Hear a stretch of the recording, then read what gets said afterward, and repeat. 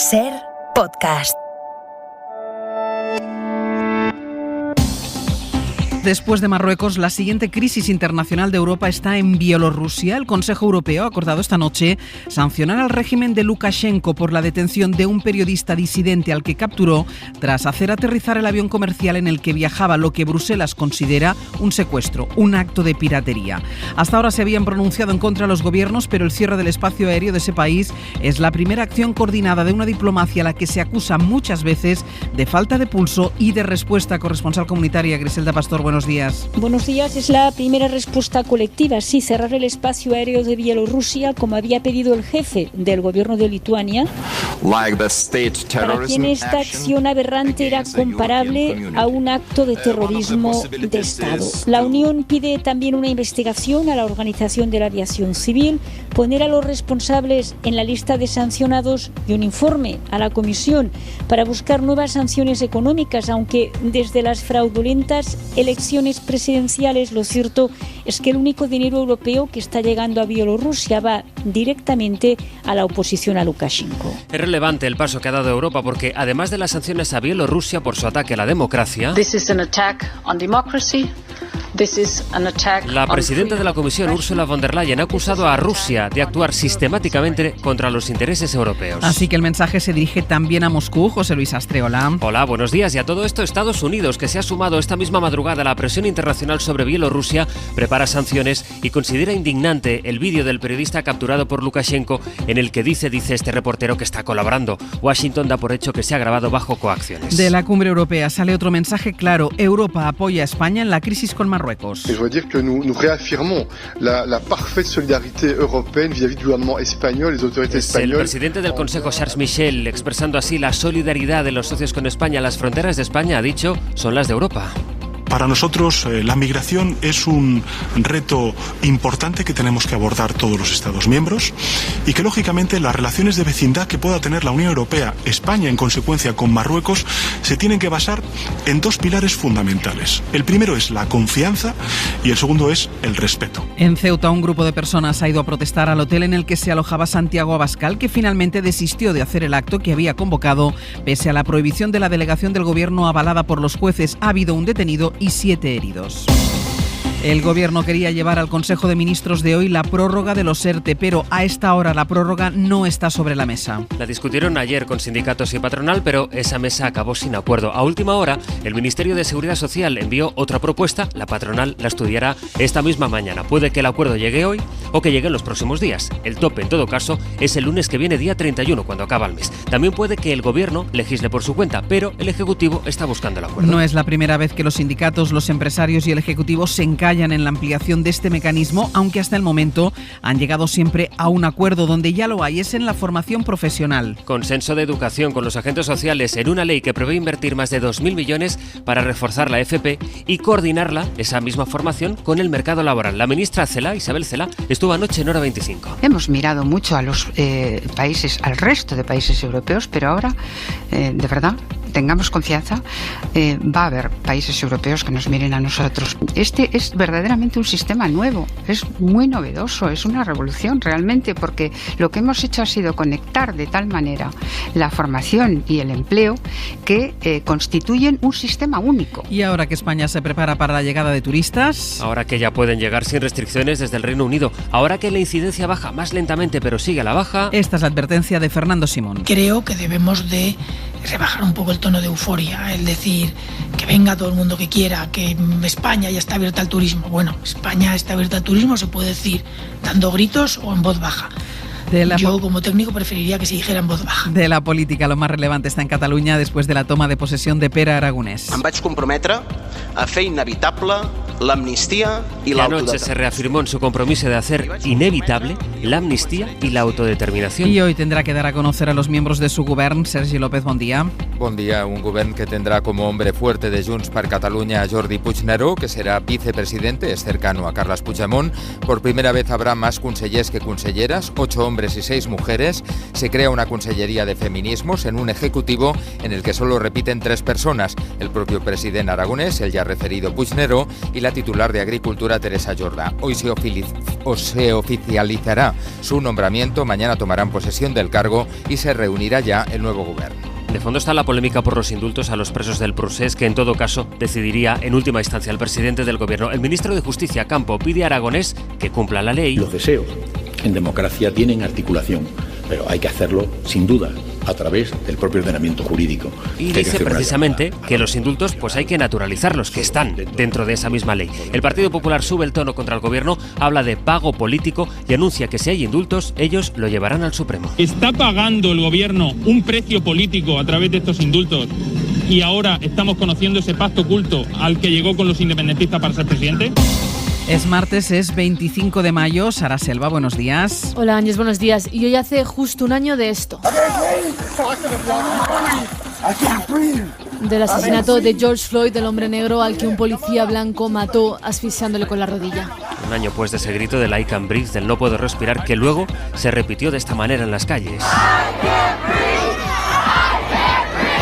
Su muerte provocó una de las mayores movilizaciones antirracistas que se han visto en la historia del país. Fue en plena pandemia. Esos días, por primera vez, abrimos los informativos hablando de algo diferente al coronavirus. Y un año después, el juicio ya se ha celebrado y ese agente, que se llama Derek Chauvin, fue declarado culpable de asesinato. Falta aún por conocer la condena. Y faltan también los cambios estructurales, porque la ley que busca acabar con ese racismo sistémico en la policía sigue estancada en el Senado. Sara, ¿qué tiempo va a hacer hoy? Pues suben las temperaturas, mucho calor en Córdoba con 32 grados o en Jaén y muchísimo sol también. Pues enseguida seguimos. La incidencia acumulada sigue bajando, pero lo hace más lento, ha perdido ritmo. Quedan 2 comunidades, Madrid y Euskadi, por encima de los 200 casos por cada 100.000 habitantes y hay ya 8 por debajo de los 100. Llevamos ya más de un año hablando cada día de este indicador, el de la incidencia, pero Fernando Simón, cuando explicaba ayer que tiene ganas de dejar de tener un papel tan visible, de hacer esas comparecencias sobre los datos, dijo también que dentro de poco habrá que dejar de poner el foco en la incidencia para centrarnos en la vacunación. El caso es que las noticias y los datos sobre la vacunación son los más esperanzadores. El 35% de la población ya ha recibido una dosis y cerca del 20% está ya inmunizado con la pauta completa. Sobre la vacuna, en Canarias el gobierno ha habilitado ya una web en la que todo el que tenga más de 16 años puede pedir cita para ponerse la vacuna. Y en 24 horas han recibido 30.000 solicitudes. Radio Club Tenerife, Héctor Palmero, buenos días. Hola Ángeles, buenos días. Y esta aceptación que ha tenido ha provocado el colapso de la página web en numerosas ocasiones durante sus primeras horas de funcionamiento. De hecho, en tan solo unas horas se tramitaron esas 30.000 peticiones a las que aludían y los servidores se saturaron. Sin embargo, desde la Consejería de Sanidad han tenido que precisar que aunque ya los usuarios mayores de 16 años pueden pedir esa cita, no se va a alterar el orden de vacunación de manera que los mayores serán vacunados antes que los más jóvenes. Eso sí, se han felicitado por la respuesta satisfactoria de la sociedad canaria ante un proceso con el que pretende agilizarse el proceso de inmunización en las islas. Desde este lunes los británicos pueden venir a España sin tener que hacerse una PCR, pero allí en Reino Unido la ministra de Negocios ha recordado que España sigue en la lista ámbar y que eso quiere decir que no se debe viajar a no ser que sea estrictamente necesario, por razones familiares o de trabajo. Los británicos que vengan a España tienen que hacer además una cuarentena de 10 días a la vuelta y dar negativo en 3 pruebas PCR. Pero a pesar de esas trabas y de las recomendaciones de las autoridades británicas, los vuelos de Reino Unido a España se han disparado en los últimos días y en Baleares, por ejemplo, el sector hotelero ve con optimismo el comienzo del verano. Radio Mallorca, Mamen Municio, buen día. Buen día. Pulsamos 2 zonas turísticas por excelencia. Calviá, pese a depender mayoritariamente del turismo británico, el sector espera que Reino Unido otorgue el color verde a Baleares en su sistema de semáforo y que considere a las islas un destino seguro en junio. Dicen desde Turismo de Calviá que se está reaccionando de forma muy rápida a medida que las restricciones cambian cada semana. Destaca que ahora mismo hay un 35% de hoteles abiertos en la zona. En otro lugar, en Playa de Palma, esperan llegar al 75% de apertura a finales de junio, gracias a que el turismo alemán puede volver a su país de origen sin tener que confinarse.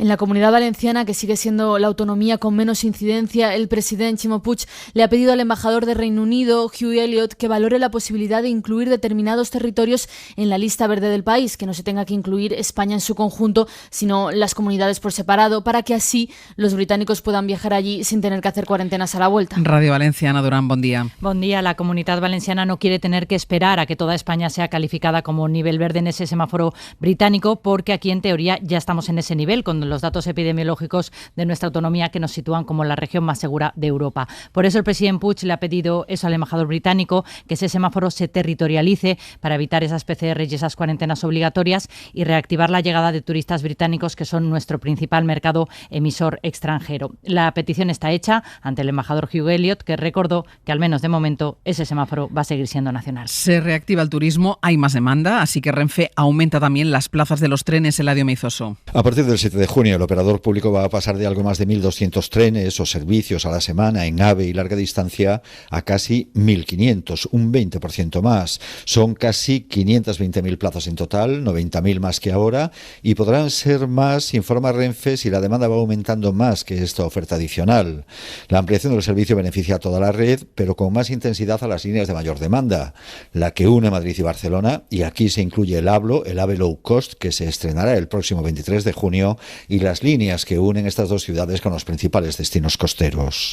Este martes el Gobierno y las comunidades autónomas tienen que decidir el reparto ya definitivo de los 200 niños y adolescentes que van a salir de Ceuta para ser reubicados en otros centros. La idea es liberar espacio en Ceuta para que haya plazas allí para los niños, unos 800 que llegaron la semana pasada a la ciudad autónoma. Hay unos 800 menores filiados, pero sigue habiendo muchos niños y también adultos en la calle o escondidos en el monte, y las autoridades están aumentando las batidas por la ciudad para localizarlos. Ceuta, Miguel Ángel Mendoza, buenos días. ¿Qué tal? Buenos días. Pues se notan las batidas porque no se veía casi nadie por el centro. Esta mañana encontrábamos a 3 adultos durmiendo en plena Gran Vía en el suelo, arropados con mantas. Los menores son difícilmente cuantificables. Se habla de esos 800 ya afiliados, pero en un principio la cifra era de 1.500, así como los adultos, que también resulta complicado cuantificarlos. Esas batidas se reparten en el monte y las escolleras del puerto, pero para contar con éxito, entre comillas, depende del ritmo de absorción de Marruecos para que estos adultos puedan ser devueltos a su país. Sobre los menores, la ciudad ha habilitado además una nueva nave en el Tarajal que permita un mejor acondicionamiento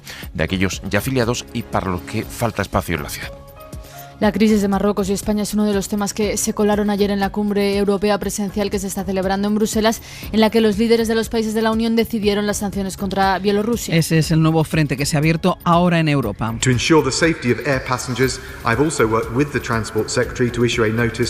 También Reino Unido ha actuado ordenando a las compañías británicas evitar el espacio aéreo de Bielorrusia. Un canal progubernamental del lado de Lukashenko difundió ayer un vídeo en el que se ve al periodista detenido con una herida en la frente, una sudadera negra, sentado con las manos entrelazadas, diciendo que le están tratando correctamente. En realidad lo que tenía previsto en la cumbre europea era hablar sobre Rusia y sus relaciones con Bruselas, cada vez más tensas y que empeoran aún más con esto que está pasando en Bielorrusia, porque ayer mismo Moscú defendió al régimen de Lukashenko. Griselda. No es solo Bielorrusia, no, el tono del debate europeo refleja un profundo cansancio ante los métodos rusos, y este ha sido el mensaje para Putin.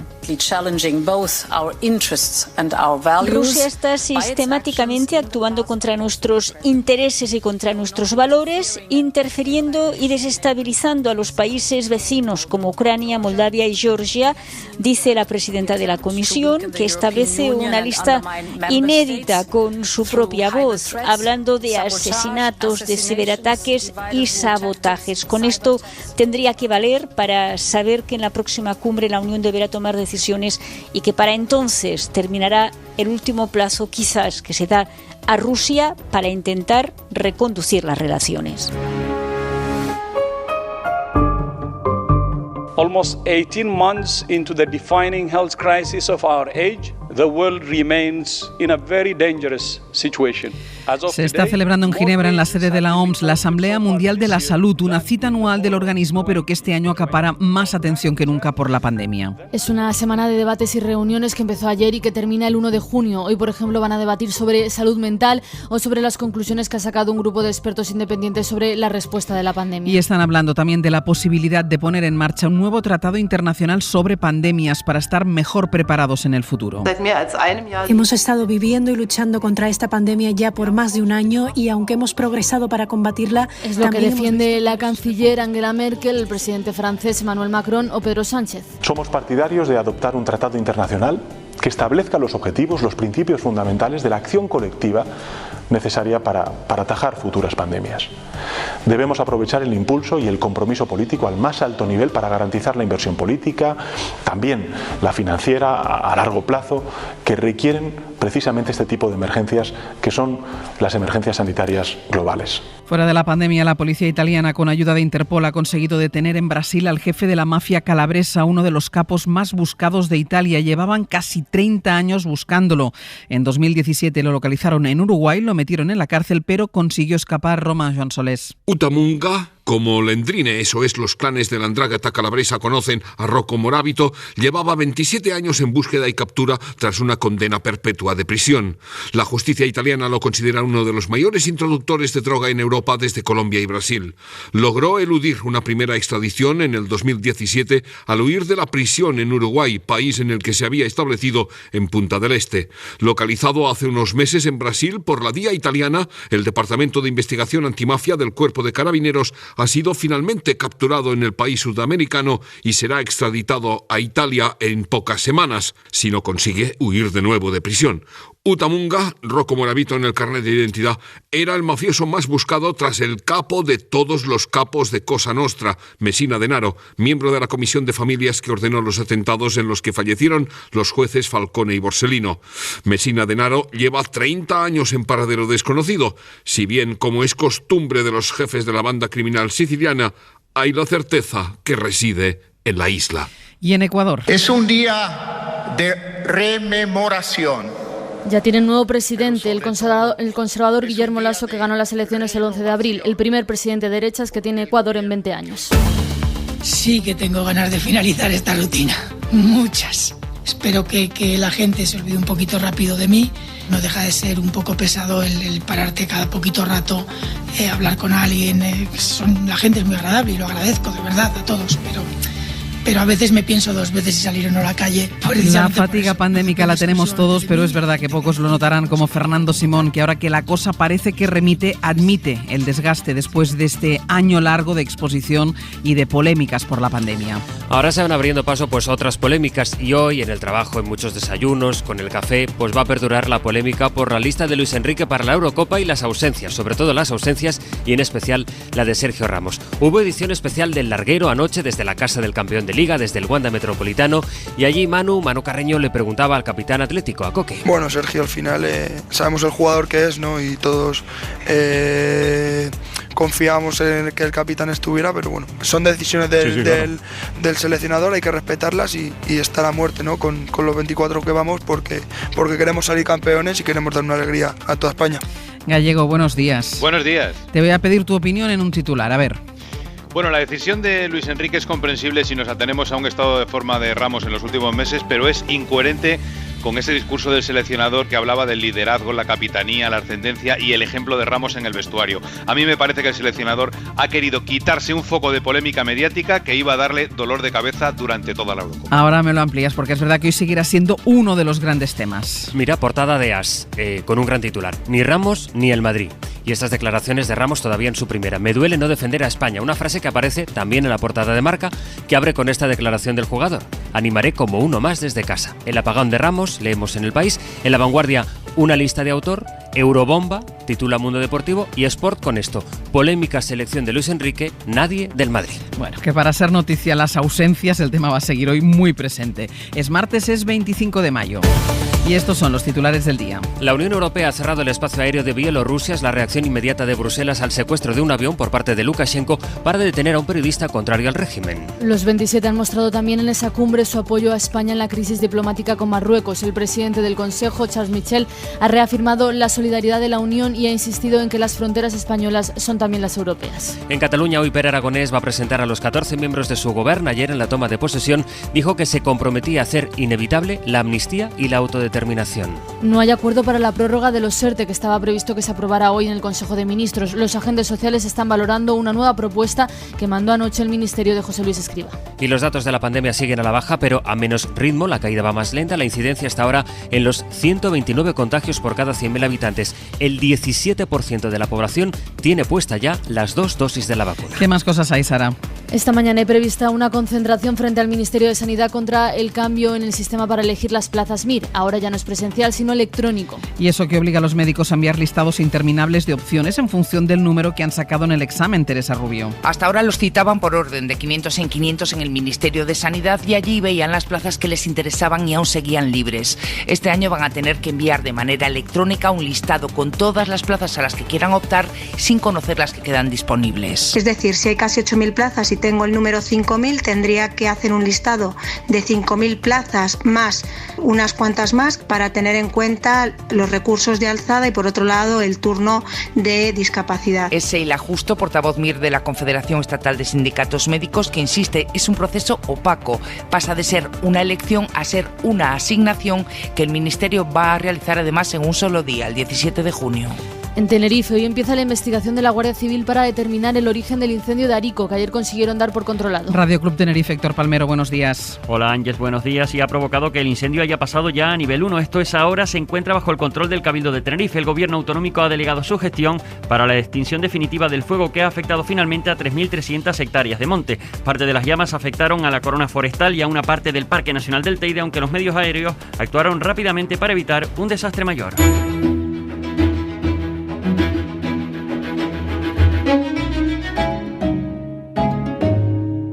Vamos ya a repasar la prensa nacional y la internacional con Pablo, con Sastre y con Sara. Sara, empiezo contigo porque hemos conocido las decisiones que ha adoptado la Unión Europea contra Bielorrusia y está muy presente esto en la prensa internacional. Sí, cuentan varios medios cómo fue ese aterrizaje y cómo lo vivió el periodista. Llevan testimonios de algunos de los pasajeros del avión que dicen que Roman se levantó y empezó a decirle a la tripulación que por favor no aterrizara, que le iban a matar. También dicen que antes de montarse en el avión, el periodista escribió a sus compañeros contándoles que había un señor siguiéndole con una chaqueta de cuero negra y hablando ruso. Hay además varios editoriales. En el Washington Post ya el titular es muy claro. Dicen, es el momento de responder con fuerza al malévolo dictador de Bielorrusia.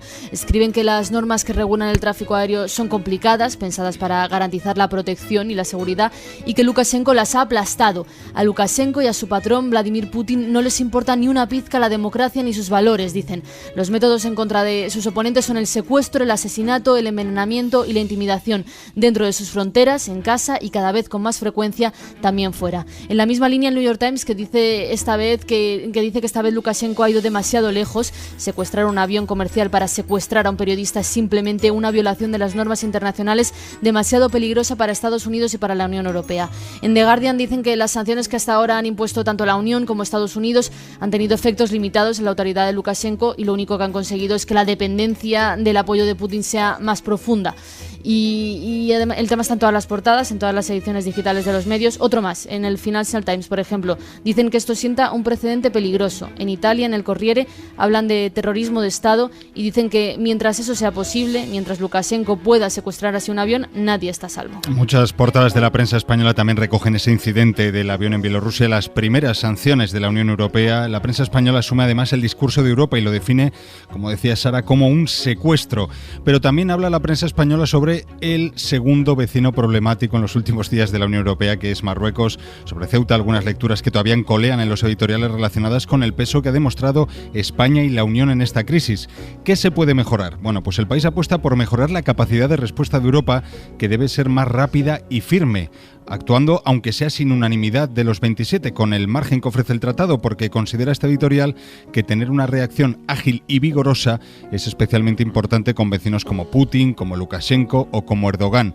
Y en La Vanguardia recomiendan reforzar los lazos con la Casa Blanca, en la que ven allí sí una solución. Están muy debilitados, recuerdan, como lo demuestra el hecho de que Joe Biden no haya llamado a Pedro Sánchez en sus 6 primeros meses en la Casa Blanca. Y luego está el personaje, ¿no? ¿Quién es Lukashenko? De eso escribe hoy Guillermo Altares en El País. Dice que es un personaje que pertenece a una Europa afortunadamente extinta, la de los regímenes dictatoriales que proliferaron durante los años 20 o 30, después de la Segunda Guerra Mundial. En sus casi 30 años en el poder ha seguido una de las reglas que define Hannah Arendt en Los orígenes del totalitarismo. Esta regla: el dirigente totalitario debe evitar a cualquier precio que se produzca una normalización y que pueda aparecer un nuevo modo de vida. Y asegura Altares que precisamente por esta razón es por la que ahora ha secuestrado a este periodista crítico. Ayer, ceremonia de toma de posesión del nuevo presidente de la Generalitat, de Pere Aragonès. Está presente esto en la prensa nacional, esto y toda la polémica en torno a los indultos a los presos del proceso. Solo con un vistazo a los titulares de portada nos podemos hacer una composición de en qué punto está este tema. Básicamente, el Supremo debate, Pedro Sánchez asume, Pere Aragonès espera y el PP amenaza. Lo que debaten los magistrados del Supremo, según leemos en La Razón, es la unanimidad en el previsible rechazo a la concesión de ese perdón a los presos. Cuenta este diario que para conseguirlo se van a reunir los jueces 2 o 3 veces estos días antes de emitir su dictamen.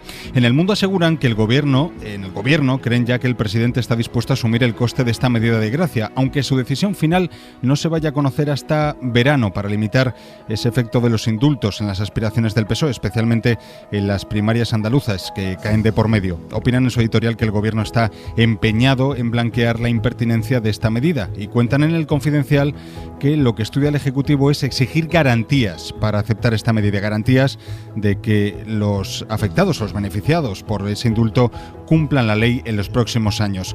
Pero el PP no lo va a poner fácil. La amenaza de la que hoy habla y abre el diario El País es la amenaza de un recurso contra esos indultos, la amenaza de dar una batalla legal en los tribunales.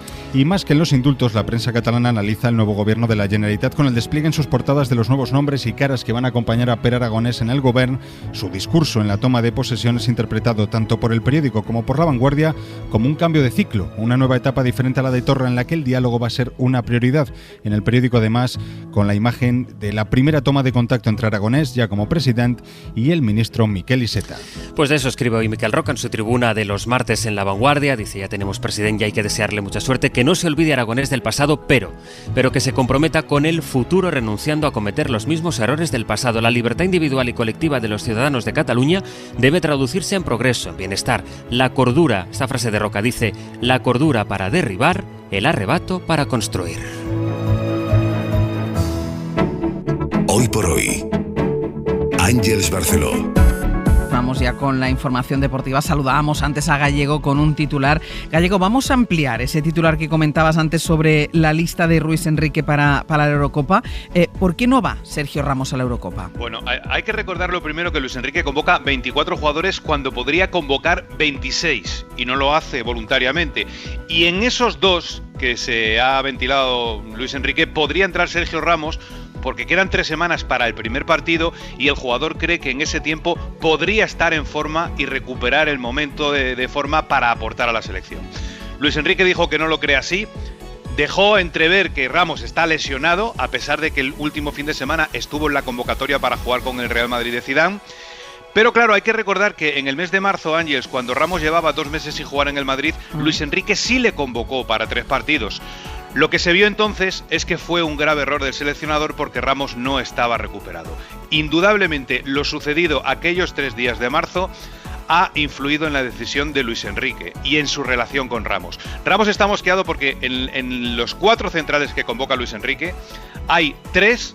Emery Laporte no ha jugado nunca con la selección española, es su primera convocatoria. Y Eric García y Diego Llorente son suplentes en sus equipos. Eso ha decepcionado mucho a Sergio Ramos. Y hay quien cree en el entorno de Ramos que Ramos se merecía entrar en la lista, estar 2-3 semanas entrenando antes del inicio de la competición y demostrar si puede ser titular o no. Y si no, ser suplente y aportar. Pero lo que parece claro, Ángeles, es que Luis Enrique no quería a Ramos de suplente en la convocatoria y que aquello del ejemplo, la capitanía, el adalid de los jóvenes y todo eso realmente era humo. ¿Hay alguna otra ausencia que también te llame la atención? Porque es verdad que la más polémica, de la que más se habla es de Ramos, pero hay otras ausencias que a lo mejor también son significativas. Sí, yo creo que la otra gran ausencia que destaca es la de Iago Aspas, el delantero del Celta de Vigo, que es un veterano que ha hecho una temporada tremenda salvando al Celta, ha metido 15 goles en la Liga, no está en la lista y en cambio Luis Enrique ha convocado entre los delanteros a Sarabia, el delantero español que juega en el Paris Saint-Germain y tiene un papel no secundario, terciario, ha jugado muy poco. No nos llegamos a entender por qué Iago Aspas no va a la selección con Luis Enrique.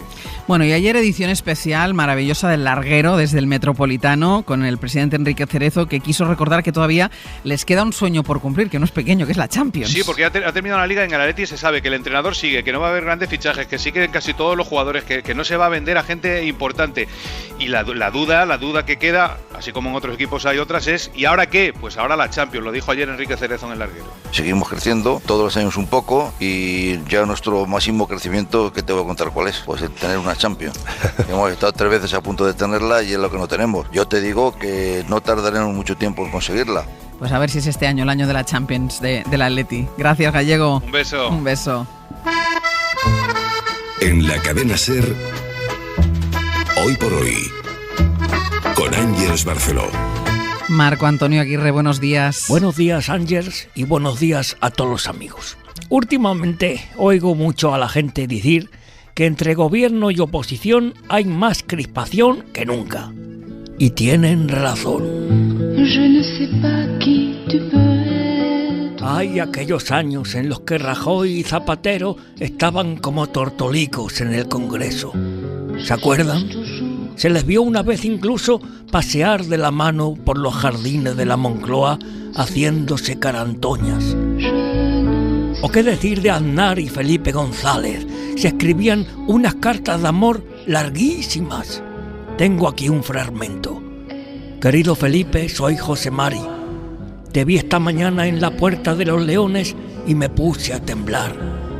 Estabas tan guapo con tu chaqueta de pana, hijo. Quería besarte, pero en público no me atreví. A Felipe y a Aznar se les vio incluso una vez metiéndose mano ahí, pero de forma cochina, en una sesión de control al gobierno y unos besos en la boca que daba pudor verlos. Era tanto el amor que había antes entre gobierno y oposición. Quitadme esta música, fuera. Pero no se dan cuenta que este mal ambiente de ahora ha asistido siempre leche. Que la crispación no se ha inventado ahora. Marco Antonio Aguirre, Cadena SER. Hoy hay Consejo de Ministros y de momento se frustra la intención del Gobierno de llevar a esta cita la renovación de los ERTE que expiran el lunes que viene. Hasta esta hora de la mañana se mantiene el desacuerdo entre los interlocutores, Gobierno, patronal y sindicatos, así que si no hay cambios de última hora, que todo es posible, será necesario un Consejo de Ministros extraordinario antes del lunes, a no ser que el Ejecutivo decida aprobar la prórroga sin acuerdo. No es la primera vez que se apuran los tiempos y siempre ha acabado habiendo acuerdo para extender los ERTE, una figura que ha sido indispensable para la amortiguación de la crisis derivada de la pandemia y de la que dependen 600.000 trabajadores en España. Veremos si esta vez pasa lo mismo, porque desde el inicio de esta legislatura una cosa ha quedado clara, y es que el diálogo social ha sido posible y fructífero, mientras que el diálogo político apenas ha existido. El entendimiento entre el Gobierno y los agentes sociales han llevado a tejer una especie de colchón social que ha permitido sostener a numerosas familias y a numerosas empresas, mientras que los acuerdos entre los partidos, a pesar de la complicadísima situación, han sido prácticamente imposibles. Otra cosa es que si se superan las discrepancias y la prórroga de los ERTE hasta septiembre se hace realidad, Gobierno y patronal y sindicatos deberían empezar a pensar un poco más allá, en un modelo laboral que transite entre esta flexibilidad que es posible ahora, obligada por las restricciones que conlleva la pandemia, y la incentivación del retorno a la actividad laboral si la recuperación económica es una realidad, como apuntan las previsiones, porque los ERTE no pueden eternizarse. Pero esto ya será otro capítulo. Primero hay que superar la prórroga que expira el lunes. Ángeles Barceló. Poco a poco nos va invadiendo el verano y esta semana irá subiendo el calor, Jordi. Lo notaremos sobre todo a partir del jueves, cuando las tardes ya serán prácticamente veraniegas. De momento, hoy y mañana, este ascenso contenido, sobre todo en puntos costeros, tanto del Mediterráneo como del Cantábrico, donde las nubes a ratos serán abundantes, dejando lluvia en general débil, más sol en el interior, y del ambiente fresco de esta hora, durante la tarde, donde haga sol, ambiente un poco cálido.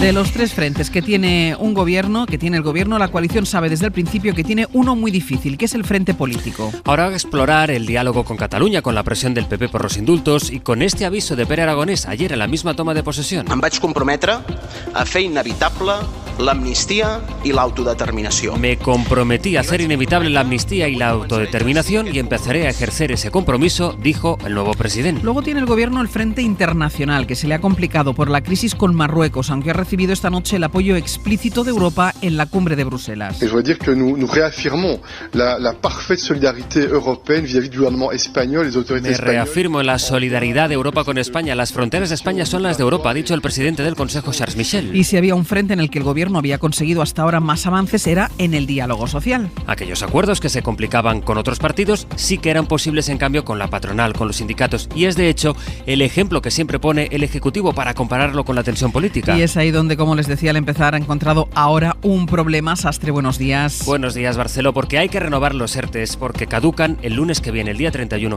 Ha costado cada renovación, a pesar de que ha habido siempre acuerdo al final. También está costando esta para revalidarlos hasta septiembre. La idea del gobierno era llevar la prórroga de los ERTE al Consejo de Ministros de esta misma mañana. Rafa Bernardo, buenos días. Buenos días. Pero dependerá de lo que diga la COE a la última oferta que le envió anoche el Ministerio. Sí, la COE estudia todavía oficialmente esa última propuesta de seguridad social lanzada después de que se levantase la mesa de negociación sin acuerdo, aunque en principio la posición de la patronal es que solo les vale una prórroga de los ERTE tal cual están ahora, y lo que propuso anoche el Ministerio de Escrivá es una mejora sobre su oferta inicial, pero que sigue siendo peor en materia de exenciones de cotizaciones a los empresarios que lo que se está aplicando en estos momentos. A esta hora los indicios son desfavorables. No se ha convocado todavía, nos dicen, el Comité Ejecutivo de COE, que es el que debe visar estas propuestas de última hora, y el vicepresidente de COE, Lorenzo Amor, acaba de decir en Twitter que a esta hora tampoco hay acuerdo con la negociación paralela a lo de los ERTE y que siempre se ha aprobado a la vez, la del cese de actividad de los autónomos que él lleva directamente en la patronal. Si no hay acuerdo de ERTE, lo decíais antes, no hay acuerdo con COE, no hay acuerdo con sindicatos, el gobierno se vería obligado, si quiere pacto, a convocar un Consejo de Ministros extraordinario en los próximos días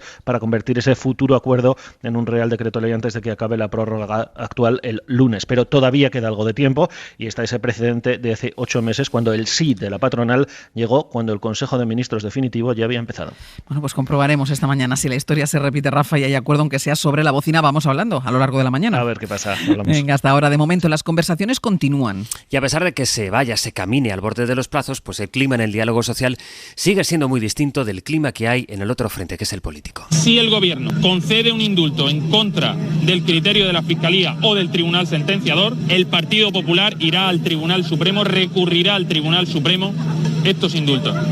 Porque para que exista un indulto, lo primero que tiene que ocurrir es que haya arrepentimiento. Y lo que estamos viendo es que los señores que piden hoy ser indultados no han manifestado el arrepentimiento, sino todo lo contrario. El gobierno espera el informe del Supremo sobre los indultos a los presos del Prusés, pero dice el PP, dice García Egea, que si esos indultos llegasen sería un pago político, así que lo recurrirían a ese mismo tribunal, al Supremo. Es una inmoralidad y una humillación para todos los españoles, pero especialmente para los catalanes constitucionalistas que nos enfrentamos al golpe de Estado, que el Gobierno quiera indultar a estos golpistas. Ante la oposición, el gobierno sostiene que hay que tomar con naturalidad los indultos que se produzcan, que están amparados por la ley de momento. Para lo que se preparan en la Moncloa es para retomar el diálogo con la Generalitat. Inma Carretero, buenos días. Buenos días. La pandemia y la inhabilitación de Quim Torra bloquearon esa agenda del reencuentro que Pedro Sánchez presentó en Barcelona en febrero de 2020 y ahora quieren retomarla ya con Esquerra al frente de la Generalitat. Lo previsto es que Aragonés se reúna con Sánchez, como se hace habitualmente después de las tomas de posesión, y a partir de ahí poner fecha a la convocatoria de la mesa de diálogo entre gobiernos y decidir sobre los indultos.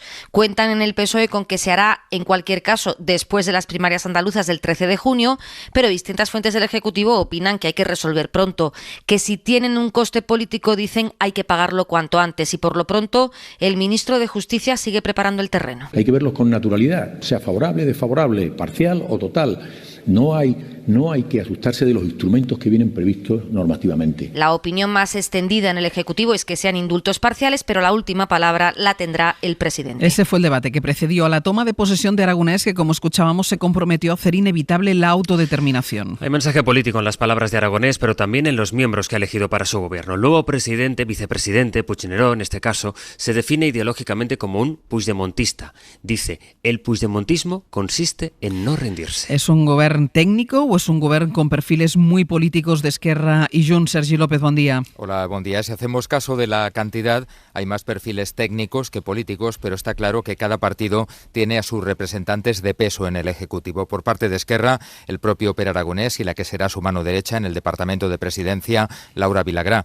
Junts sitúa como hombre fuerte a Jordi Puigneró en la vicepresidencia, como decíais, cercano a Puigdemont, pero el resto de consellers tienen un perfil más técnico, como por ejemplo Jaume Giró en Economía, que procede de la Caixa. Recordemos que los nombres serán oficiales hoy, que mañana toman posesión del cargo y también mañana se reunirá ya el nuevo Ejecutivo. Sergi, gracias. A ti.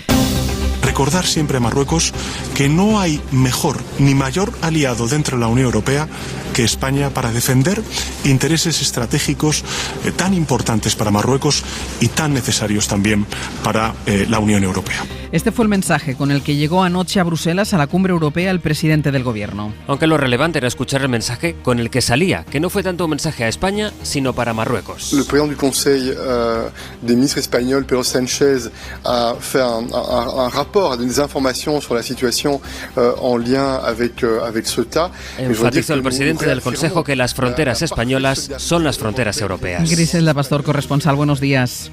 Hola, muy buenos días. Marruecos había intentado limitar la crisis de Ceuta a una crisis bilateral entre dos vecinos, pero el mensaje que manda Bruselas es nítido en este sentido. Este es un tema europeo.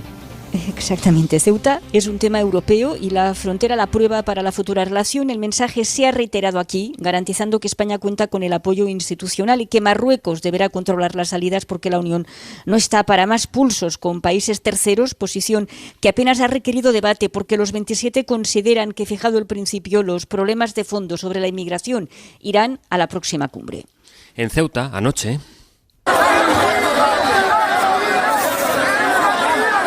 hubo 7 personas heridas, un detenido en protesta por el acto que Vox había convocado. El partido de Santiago Abascal mantuvo la convocatoria de una manifestación que había anulado la delegación del gobierno y luego cuya prohibición había avalado la justicia. Luego Vox convirtió aquello en un mitin, finalmente lo canceló. Un grupo de personas protestó igualmente frente al hotel en el que seguía alojado Santiago Abascal. Aunque la gran crisis internacional que tiene ahora mismo Europa sobre la mesa, lo estamos destacando toda la mañana, no tiene que ver con Ceuta, sino que tiene que ver con Bielorrusia. Griselda, se han aprobado las sanciones, pero se va un poco más allá, ¿no? Porque Europa empieza a mostrar señales de hartazgo, incluso con Putin. Sí, Putin tendría que entender el mensaje a Lukashenko porque hay enorme cansancio y se nota en el tono de voz. Están todos de acuerdo en que Rusia sistemáticamente está actuando contra nuestros intereses y contra nuestros valores, interfiriendo y desestabilizando a los países vecinos como Ucrania, Moldavia y Georgia. Está explicando la presidenta de la Comisión, que habla directamente de ciberataques y habla de asesinatos. Así de claro se ha pronunciado esta noche el Consejo Europeo, pendiente de una nueva reunión, la de junio, para determinar realmente si son necesarias más sanciones a Rusia o si es posible modificar esta relación. Hasta luego, Griselda. Hasta ahora. Hay sintonía, hay que decir, entre Estados Unidos y Europa, porque también Washington está preparando sanciones por el secuestro del avión en Bielorrusia y esta detención del periodista crítico al que el régimen de Lukashenko ha mostrado, lo hizo ayer a última hora en un vídeo supuestamente confesando. Se ve al detenido. El caso es que en un comunicado de esta noche Joe Biden ha dicho que le parece indignante este vídeo, que parece haberse realizado bajo coacción, decía Washington, y lo considera un ataque a la libertad de prensa. La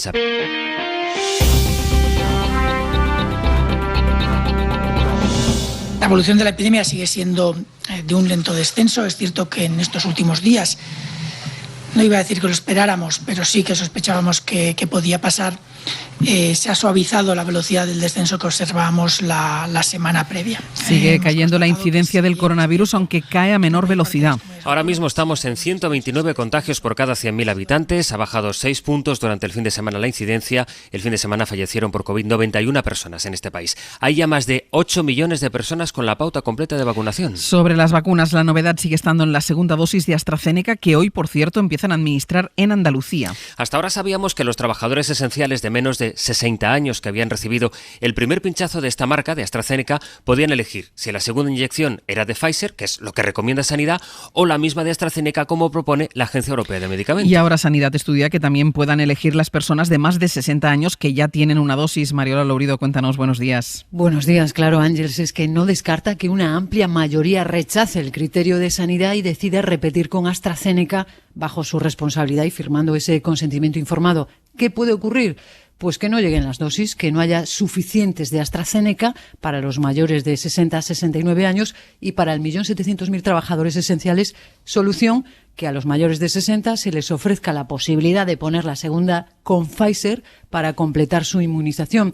Lo dijo ayer Fernando Simón, que no aclaró si en ese caso tendrían que presentar también el consentimiento. Mirando los datos, se comprueba que la disponibilidad de AstraZeneca está muy ajustada.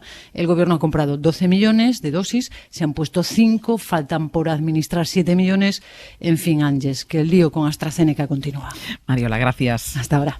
The ongoing vaccine crisis is a scandalous inequity that's perpetuating. Sigue en Ginebra la asamblea de la OMS, que está dibujando entre ayer y hoy las políticas sanitarias globales, y donde el secretario general del organismo, Tedros Adhanom, advirtió de nuevo, esta frase fue la que utilizó, contra la escandalosa desigualdad en el reparto de las vacunas. Se ha planteado en esa cumbre que haya un tratado internacional que prepare al mundo para la gestión de las próximas pandemias. Hay un debate que se abre paso en el mundo rico, el del impuesto de sociedades. Que haya un mínimo común, un 15%, para que tributen las empresas, y lo han acordado los países del llamado G7, que se tendrá que ratificar ese acuerdo el mes que viene. Y esto supone una revolución en la política tributaria global. Javier Ruiz, buenos días. Buenos días. Las grandes economías del planeta tienen un acuerdo para fijar un suelo del 15% para que todas las empresas paguen al menos ese nivel de impuestos, 15% en adelante. Es un acuerdo que ratifica el G7, es decir, Estados Unidos, Japón, Alemania, Reino Unido, Francia, Italia y Canadá, y que se ha de firmar primero en la reunión de ministros de finanzas del próximo 4 y 5 de junio y ratificar después entre los primeros ministros el 11 y 13 de junio, pero que supondrá el mayor cambio fiscal del último siglo, dice Financial Times. Es un acuerdo que a nivel global implica que las empresas vuelvan a pagar impuestos como pagaban en los años 1990, cuando representaban el 35% de los ingresos. Hoy apenas representan el 17%, y que a nivel local puede suponer también una subida de impuestos para las empresas multinacionales españolas, que a día de hoy pagan un tipo efectivo del 8,3% y que deberían pagar hasta un 15%. Con la herida racial bien presente, Estados Unidos se prepara para conmemorar hoy el aniversario de un asesinato que conmovió a todo el país, el de George Floyd. El debate permanece todavía. Corresponsal Marta del Vado. Hay convocadas decenas de manifestaciones por todo el país para reivindicar justicia racial cuando se cumple un año del asesinato de George Floyd por parte del ex policía Derek Chauvin, a la espera de que se dicte una sentencia que puede hacer pasar hasta 40 años en prisión a la gente. Bridget Floyd, la hermana de la víctima, describe el dolor de este último año en el que no ha habido cambios significativos a nivel federal para acabar con la brutalidad policial. A pesar de la gran movilización social y del compromiso de Biden para luchar contra el racismo sistémico, los legisladores son incapaces de aprobar una ley que elimine las prácticas policiales abusivas. El proyecto de ley George Floyd prohíbe, entre otras cosas, los estrangulamientos, quiere acabar con la inmunidad de los agentes y crear una base de datos sobre mala conducta policial. Y el secretario de Estado de Estados Unidos, Anthony Blinken, visita hoy Israel. Uriol Andrés. Se trata de la primera visita de Anthony Blinken a Oriente Medio desde que es secretario de Estado y tiene como principal objetivo apuntalar el alto el fuego entre Israel y Hamás. Serán 3 días de viaje en que, aparte de Jerusalén, se desplazará a Ramallah, a Cairo y a Amán. En su primera parada se reunirá con el primer ministro israelí, Benjamin Netanyahu, pero también con el presidente palestino, Mahmoud Abbas. En un comunicado, la Casa Blanca afirma que con la visita quiere mostrar el compromiso de Estados Unidos con la seguridad de Israel. De hecho, Joe Biden ya ha reiterado su intención de reabastecer el sistema antimisiles israelí y completar una venta de armas por valor de $735 millones, a la que se opone el ala progresista de los demócratas.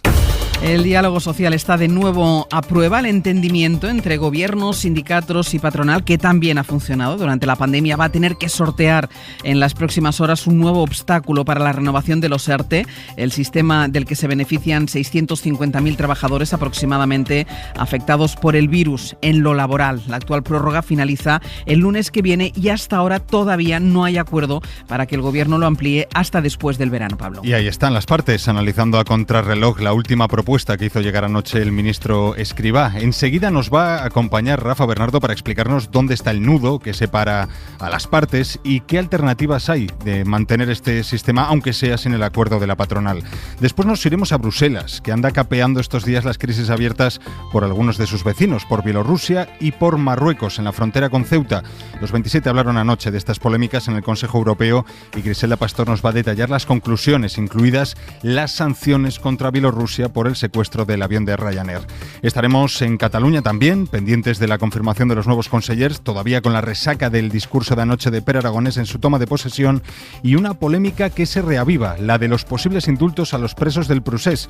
Inma Carretero nos va a ampliar la postura del Gobierno sobre este tema. Y tenemos lista de convocados para el análisis, que está completa, está sin ausencias, con Cristina de la Hoz, Eduardo Madina y Víctor Lapuente. Mira, voy a empezar por saludar a Víctor Lapuente. Buenos días. Muy buenos días, Porque Ángels. te ha afectado especialmente que Sergio Ramos no esté en la selección. Y sí, soy del Barça, pero es que me gusta el fútbol y soy adicto un poco a sus goles épicos en el último minuto y no sé, creo que hay una sensación de decadencia, ¿no? Como que se va un poco la generación de oro del fútbol español. Ya. ¿A ti te pasa como a mí, que yo no conozco a muchos de los que han convocado? Sí, me ocurre lo mismo, sí, efectivamente. Conocemos más a los que faltan que a los que están. Exacto. Es un signo preocupante para el fútbol y también de nosotros, de nuestro estado de conocimiento, de nuestra edad. Eduardo Madina, buenos días. Hola, ¿qué no tal? sé si te ha afectado que Sergio Ramos no esté convocado. Me ha afectado más que del Athletic de Bilbao solo va un jugador, que es Unai Simón. Y lo de Bueno, Sergio ya tenéis Ramos. uno más que el Real Madrid. Ya tenemos uno más que el Real. Igual es la primera selección que no va nunca un jugador del Madrid, ¿no? Nunca No, es eso no me ha histórico. afectado mucho, la verdad. Soy más del Athletic que Víctor, por lo que veo. Cristina de la Hoz, buenos días. Hola, ¿qué tal? ¿Y Buenos a ti te ha días. afectado que Sergio Ramos no esté en la selección? No, personalmente no, pero sí me sorprende que considere el seleccionador que no hay ningún jugador del Madrid digno de la nueva selección, y eso sí me ha sorprendido. A lo mucho. mejor es porque los buenos son los extranjeros. A lo mejor ese es el problema, no lo sé. Sí, o porque a lo mejor tiene cierto antimadridismo, como se le acusó en su momento también. Pero bueno, en cualquier caso me he enterado, hablando antes con Gallego, que podían ir 26 jugadores y solo van 24, es decir, que ha dejado 2 plazas libres, que hombre, ni que fuera por ocupar las 2 plazas, pues algún gesto podría haber hecho. También está muy enfadado la gente del Celta de Vigo porque no está Iago Aspas, que se ve que ha hecho una temporada maravillosa y tampoco ha sido convocado. Bueno, vamos a lo que tenemos que comentar hoy. Vamos a empezar con una historia que la verdad a mí me abrió los ojos ayer Iñaki Gabilondo cuando vino a tomarse un café aquí como todos los lunes, ¿no? Porque me decía, Ángel, ¿sabes qué va a pasar? Que se va a terminar la pandemia entendida como una enfermedad que afecta a todo el mundo, pero se va a quedar la epidemia, que es la que afecta a solo una parte del mundo. Es decir, en el primer mundo nos estamos vacunando ya a un ritmo importante, está descendiendo el nivel de contagios, el nivel de víctimas, pero no estamos mirando lo que está pasando en otras partes del mundo. Y decía, se acabará la pandemia, pero se quedará la epidemia. Bueno, pues resulta que en este contexto, y ahí es donde quería situar el foco Iñaki Gabilondo ayer en el café, la Organización Mundial de la Salud, que fue muy criticada al inicio de la pandemia, pero que sigue estando en el ojo del huracán, porque al fin y al cabo es donde se deciden las políticas de prevención y de intervención global en cuanto a salud. Bueno, pues desde ayer la OMS celebra su 74ª edición de su Asamblea Mundial de Salud en Ginebra. Rafa Panadero, buenos días. Hola, ¿qué tal? Buenos días. Claro, y de la OMS hablamos solo cuando hay una pandemia, cuando hay una epidemia, 74 congresos, pero yo creo que en este está más el foco que nunca después del año y medio que llevamos. Primero, ¿en qué consiste esta asamblea? Bueno, este es el órgano en el que se toman las decisiones estratégicas de la organización. Es la reunión más importante del año de la OMS. Por un lado se repasa lo que se ha hecho y por otro se fijan los objetivos, las políticas que hay que seguir y se revisa cómo se van a implementar esas políticas, es decir, de dónde va a salir el dinero y cómo se va a gastar ese dinero. Arrancó ayer. ¿Cuánto dura? ¿Quiénes participan? Dura una semana, hay representantes de los 194 países miembros y bueno, se han organizado 2 grupos de trabajo. Uno se centra en temas técnicos y de salud estrictamente y el otro se ocupa de temas financieros y de gestión. Dicho de otro modo, de nuevo, ¿qué hacemos y cómo lo pagamos? Lo que salga durante esta semana de esos grupos se vota después en el plenario, donde se busca el consenso y a menudo funciona, no hay necesidad de votar. Pero bueno, si en algún caso hay que votar, se toman las decisiones ahí por mayoría simple. Y lo comentaba antes, la gestión que hizo la OMS de la pandemia en los primeros meses, la verdad es que fue muy criticada, y aunque la pandemia del coronavirus, que aún no ha terminado en esta cumbre, se va a estudiar cómo reaccionar ante futuras nuevas pandemias que pudieran llegar. De momento, Rafa, países como Alemania, Francia y España apuestan por reforzar el poder, el papel de la OMS. Ese va a ser el tema clave, lo ponía ya ayer sobre la mesa en la inauguración el presidente francés Macron, lo escuchamos.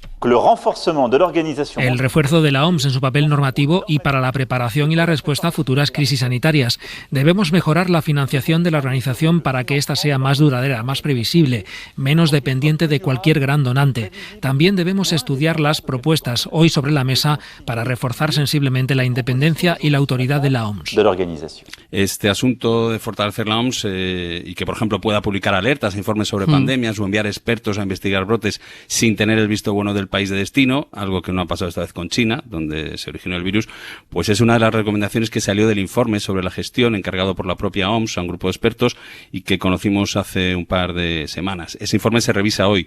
También se decían cosas como que se ignoraron las advertencias científicas que sí existían, nadie las tuvo en cuenta, o que se respondió tarde y febrero del 2020 fue, por tanto, un mes perdido. De todo esto, Ángel, se debate a partir de hoy también sobre salud mental, poliomielitis o seguridad en los laboratorios. Hay muchos temas, pero sin duda el gran asunto, y no podía ser otro, va a ser este, ¿no? La gestión de la pandemia y cómo hay que cambiar la OMS para que sea más eficiente. Y con eso que comentas, con esa reforma pendiente para que la OMS tenga más poder y tenga también más independencia, ¿servirá de algo todo lo que se pueda discutir aquí estos días? Bueno, por lo menos este año parece que por lo menos hay más movimiento y más conciencia, ¿no? Para que algo de verdad cambie, ¿no? Pueden salir compromisos concretos en temas como el de las vacunas. El director general Tedros Adhanom ha puesto números. Ayer decía que hay que vacunar al menos al 10% de todo el mundo para septiembre y al 30% para fin de año. Suena complicado, pero es que no hay otra, porque hasta el momento, y lo decía también ayer Adhanom, la desigualdad es escandalosa. El 75% de las vacunas se han puesto solo en 10 países. Ese dato es demoledor. Y otros temas probablemente se van a quedar veremos, no habrá compromisos concretos, ¿no? Se quedará en una discusión que puede empezar ahora y cerrarse quizá en la Asamblea del año que viene. Por ejemplo, otro tema de peso que es lo de hacer un tratado sobre pandemias, ¿no? Pedro Sánchez lo decía ayer en la inauguración también. Debemos aprovechar el impulso y el compromiso político al más alto nivel para garantizar la inversión política, también la financiera a largo plazo, que requieren precisamente este tipo de emergencias que son las emergencias sanitarias globales. De estos días no va a salir ese tratado, pero sí puede salir la formación de un grupo entre gobiernos que redacte ese texto, aunque el trabajo ese puede llevar meses como poco. En definitiva, Ángels, pues bueno, como buen organismo dependiente de la ONU, nada de lo que aquí se decida o se discuta estos días funcionará si los propios Estados miembros no hacen lo necesario para que al final funcione. Rafa, gracias. Venga, buenos días. Vamos a hacer un esfuerzo para que no pase desapercibida esta Asamblea Mundial de Salud en el contexto de pandemia, porque todavía estamos hablando de pandemia. Recordemos esa frase que tiene aquí, se irá la pandemia, pero quedará la epidemia. Y en el momento de revisar, Víctor, de cómo se ha gestionado todo, empezando por la OMS, que fue muy criticada, después la gestión de cada uno de los países, hombre, parece importante que cuando parece que vemos un poco la luz al final del túnel, bueno, haya un poco de revisión de lo que se ha hecho y cómo se puede reforzar la OMS y lo que sea necesario para que lo que nos ha pasado no nos vuelva a pasar. Sí, la OMS es muy necesaria. En un mundo globalizado, sujeto a epidemias globales, necesitamos instituciones globales también, ¿no? Y ha sido muy criticada la gestión de la OMS, ha tenido fallos, pero hay que pensar siempre en la alternativa. ¿Cuál es la alternativa? Que cada país hubiera ido por su lado, eso hubiera sido mucho peor, ¿no? Y yo creo que la OMS ha ejercido pues esa labor pues mejor que cualquier otra posibilidad, y además no solo eso, ¿no? Además de la gestión, yo creo que está el papel de concienciación que tiene la OMS, ¿no? Ha liderado la denuncia contra la escandalosa desigualdad en el acceso a las vacunas en todo el mundo. También ha denunciado pues que han muerto pues más de 100.000 seguramente trabajadores sanitarios y de cuidados en esta pandemia. Entonces hay que sumarse a eso. ¿Quiere decir eso que lo ha hecho todo bien? No. Bueno, es un organismo dependiente de Naciones Unidas y por tanto sujeto a los equilibrios, a los malabarismos y tener que pues bueno lidiar con algunos regímenes democráticos y otros que no lo son, y bueno con los problemas o las dificultades para colaborar de China o en su momento de Estados Unidos con Donald Trump. Pero yo creo que han pasado la pandemia con nota, y sobre todo lo más importante es que si no lo han cumplido, no han hecho lo que debían, la responsabilidad recae en los países, ¿no? Que somos miembros, que financiamos y que establecemos los reglamentos que tiene la OMS. Y entonces, por tanto, para evitar futuras pandemias, lo que hay que hacer es reforzar todavía mucho más el papel de la OMS. Ayer nos llamaba la atención, Edu, que en un contexto de pandemia como este, con todos los medios de comunicación volcados en la pandemia desde hace más de un año, casi nos pasa desapercibido la asamblea de un organismo como la OMS, a la que deberíamos estar mirando todos,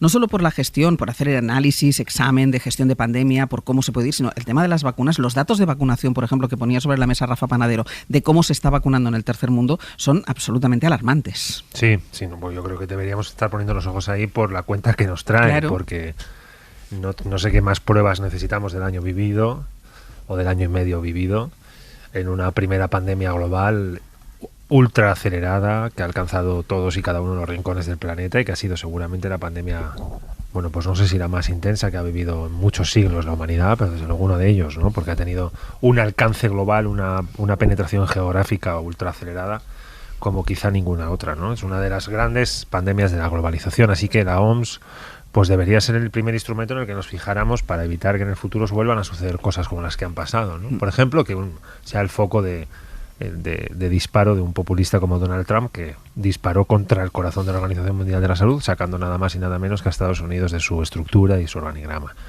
Segundo, porque es verdad que ha tenido luces y ha tenido sombras, ¿no? Sin ella es todo más difícil y a veces con ella tampoco es especialmente más fácil. Por tanto, todas las reformas que necesite, todas las mejoras de eficiencia que necesite, bienvenidas sean, ¿no? Da la sensación de que los últimos datos indican que el virus corría por la geografía mundial, europea, asiática, desde 3, 4, 5 meses antes de la declaración de pandemia por parte de la Organización Mundial de la Salud, ¿no? Es inevitable pensar qué hubiera pasado si la OMS declara que hay una pandemia mundial de COVID en vez de el día en que lo hizo, 3, 4 meses antes. Es inevitable pensar cuántas vidas se hubieran salvado, porque con la declaración de pandemia los países están ya casi obligados a tener que cerrar fronteras, a tomar decisiones, a proteger. Bueno, de esa eficacia debería hablar esa asamblea y tienes toda la razón. Nuestros ojos deberían estar más puestos ahí que en algunas otras cosas, porque ahí nos va parte de nuestra vida. Cristina. Yo creo que falló el sistema de alertas, el sistema de detección, y hay que plantearse, porque es verdad que la pandemia yo creo que no se declara hasta el 10-12 de marzo, pero antes había una alerta sanitaria internacional. Y resulta muy llamativo que la OMS decrete una alerta sanitaria internacional y eso en el fondo no tenga un efecto práctico. Es verdad que ya por entonces, ¿os acordáis? Empezaron a darse de baja las empresas en el mobile, se empezó a plantear si se debía asistir público a los partidos de fútbol, pero yo creo que lo que hay que hacer es mejorar, sin ninguna duda, el sistema de detección y de alertas. Yo creo que esa es la gran cuestión pendiente. Y que tenga efectos, una alerta sanitaria internacional, que tenga un efecto práctico, que no nos quedemos mirando a ver qué pasa simplemente si se nos acerca la pandemia o no. Yo creo que la OMS ha cometido errores. Fue muy cuestionado su informe que hizo sobre el origen del virus cuando estuvo en China. Tuvo poca con todas las dificultades que tuvo, de todas formas, para trabajar sobre el terreno. Ha intentado hacer una auditoría. Yo creo que está pendiente también una auditoría en España. O sea, si os acordáis, hubo un grupo de investigadores, de epidemiólogos que hablaron de la necesidad de hacer una auditoría en España. La pidió insistentemente. De la que no sabemos nada y parece que no hay ninguna intención. Y creo que todavía nos queda por sacar muchas lecciones de esta epidemia, de esta pandemia, sabiendo que estas cosas pasan y que es verdad que se ha ido aprendiendo sobre la marcha y que hace un año estábamos confinados en nuestras casas y hoy estamos vacunados muchos de nosotros, por lo menos ya de la primera dosis. Es decir, que es verdad que la situación ha dado la vuelta de una manera magnífica, pero que ha habido errores en la gestión, sin duda. Víctor, ¿qué vas a decir algo? Bueno, iba a decir que la OMS ha aprendido de esos errores mucho, ¿no? Porque al principio fue muy criticada, sobre todo ha sido criticada por naciones desarrolladas, ¿no? Por Estados Unidos y a veces más por motivos como los motivos que tenía Trump, ¿no? Motivos geoestratégicos de criticar a China, pero luego la OMS ha sido alabada y sobre todo ha sido alabada por las naciones más pobres, ¿no? Porque ha hecho un apoyo, pues yo creo que contumaz de una política de vacunación mucho más generosa con las naciones más desfavorecidas del mundo. Entonces yo creo que hemos pasado todos de criticar la OMS al principio de la pandemia y ahora mucha gente está pidiendo el Premio Nobel de la Paz, ¿no? A mí me parece muy importante cuando pasa este tipo de cosas, cuando una institución es tan criticada, ponerle, tú lo decías, lo apuntabas de alguna manera, Víctor, tú pones una balanza y vale, lo ha hecho así, pero ¿y si no hubiera estado? ¿Qué hubiera pasado? Pues bueno, a lo mejor lo que hay que hacer es mejorar y reforzar esa institución como es la Organización Mundial de la Salud.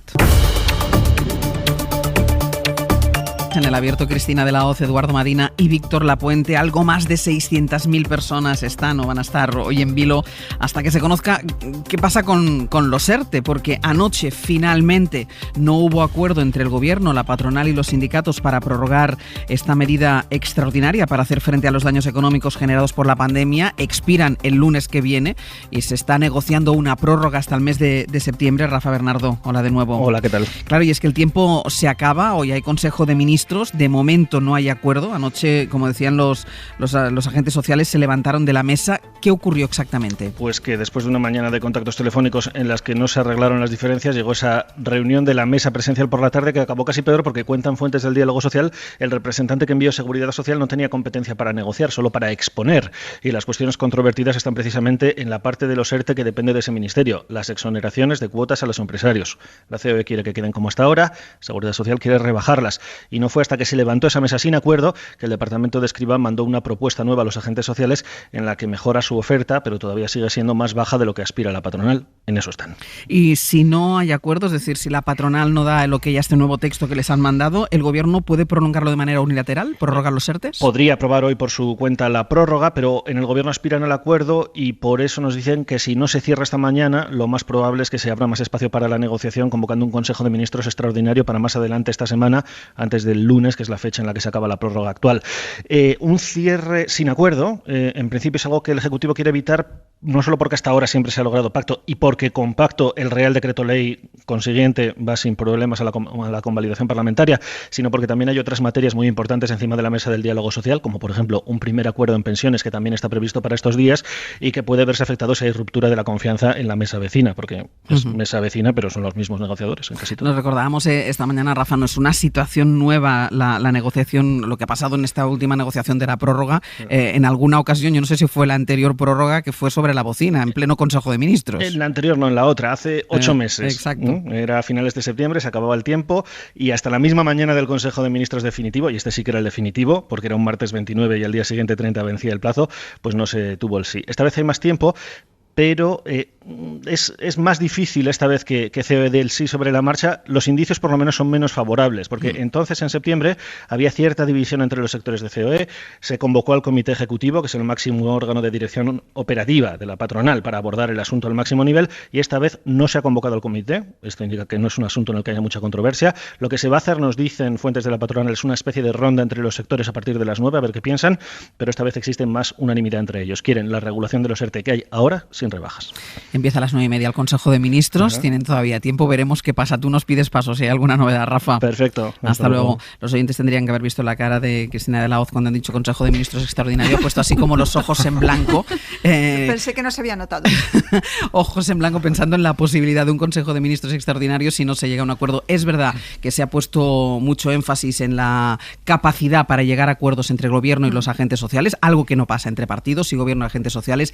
Es verdad que hemos visto también dificultades en la negociación para la prórroga de los ERTEs en las anteriores prórrogas, lo estaba comentando ahora Rafa Bernardo, pero bueno, parece ser que esta vez no va a ser sobre la bocina, sino que va a tener que ir un poco más allá, Cristina. Además, hay bastante sorpresa entre los agentes sociales, que también al principio los sindicatos se resistían a la reforma que proponía el Ministerio de Escrivá, porque dicen, esta posiblemente sea la última prórroga de los ERTEs. Esta termina el 31, que es el lunes, me parece. Sí, el lunes. Y ya, bueno, pues todo apunta a que iniciaremos una senda de recuperación económica en la que posiblemente no haya que extender todavía este mecanismo. Entonces, de ahí le sorprende más la posición de Escrivá.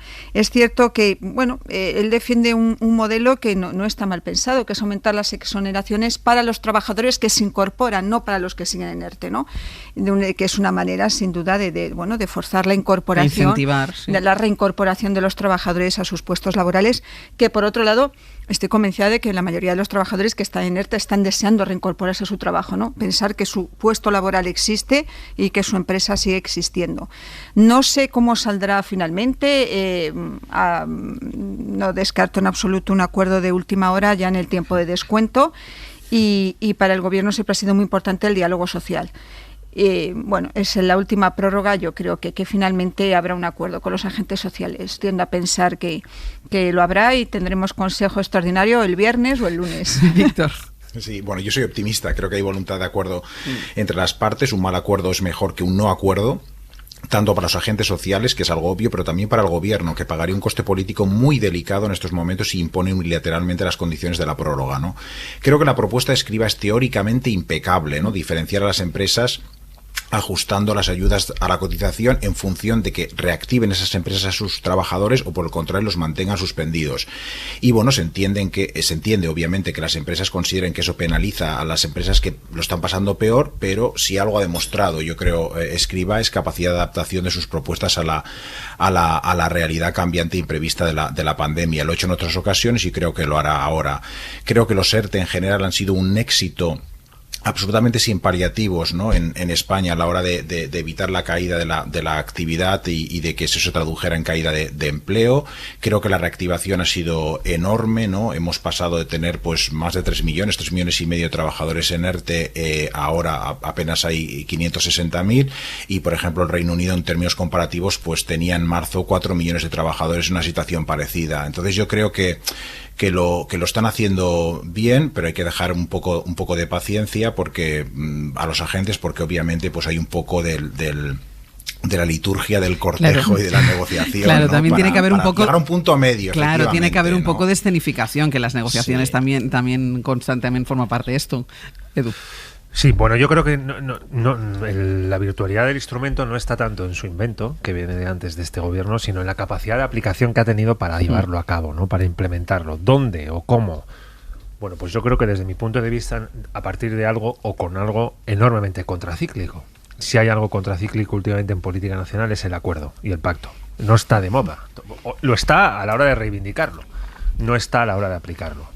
Es muy contracíclico, ¿no? Y esa capacidad contracíclica de implementarlo por acuerdo con Garamendi, con Unai Sordo, con los agentes sociales, sindicatos, patronal por parte del gobierno y cómo ha sido conducido por la ministra de Empleo, por Yolanda Díaz, pues a mí me parece que es un bien mayor a proteger. Así que creo que si de aquí se sale, como decía Cristina, con un acuerdo, porque sea mayor o menor, me da la sensación de que en la parte de los ERTES está más pactado de lo que pensamos y que hay un mayor volumen de acuerdo de lo que creemos, pues yo creo que será una buena noticia. No solo por la implementación de la extensión de la figura para esos algo más de 500.000 de personas que siguen dentro de los expedientes de regulación temporal de empleo, que obviamente sí, sino por el valor político que tiene la protección de un acuerdo entre agentes sociales y en algo que creo que ha funcionado muy bien, que es esto que conocemos como mesa de diálogo social, y en tiempos de incertidumbre, cuando todo se derrumba, cuando todo es una guerra, cuando todo es polarización extrema, cuando todo es lo que es, pues hay alguien ahí trabajando en una vía de diálogo que ha sujetado esta figura durante todo este tiempo para, como decía Víctor, las 3 millones y pico de personas al principio del impacto de esta crisis y el 500.000 más o menos en el que estamos ahora, ¿no? Así que bienvenido sea el acuerdo, ojalá llegue, porque creo que es una muy buena noticia. Mira, sobre esto que decías que el acuerdo es contracíclico, la ministra Calviño en una de las últimas ocasiones que estuvo aquí, yo creo que hace poco más de un mes, le preguntábamos por el ambiente político y en cambio comparándolo con el ambiente entre el gobierno y los agentes sociales, y ella decía que una cosa era muy diferente a la otra. Por la tarde tuve la reunión con los agentes sociales y el tono fue prácticamente el contrario. Nos vemos casi todas las semanas, hablamos constantemente y yo lo que he visto es una actitud responsable, de compromiso, vamos a trabajar juntos y en definitiva yo creo que en este momento los agentes sociales están mucho más pegados a la realidad de la ciudadanía que algunos grupos políticos. Sí que ha sido, ¿no, Víctor? Como un poco una isla en medio de toda la crispación durante la pandemia.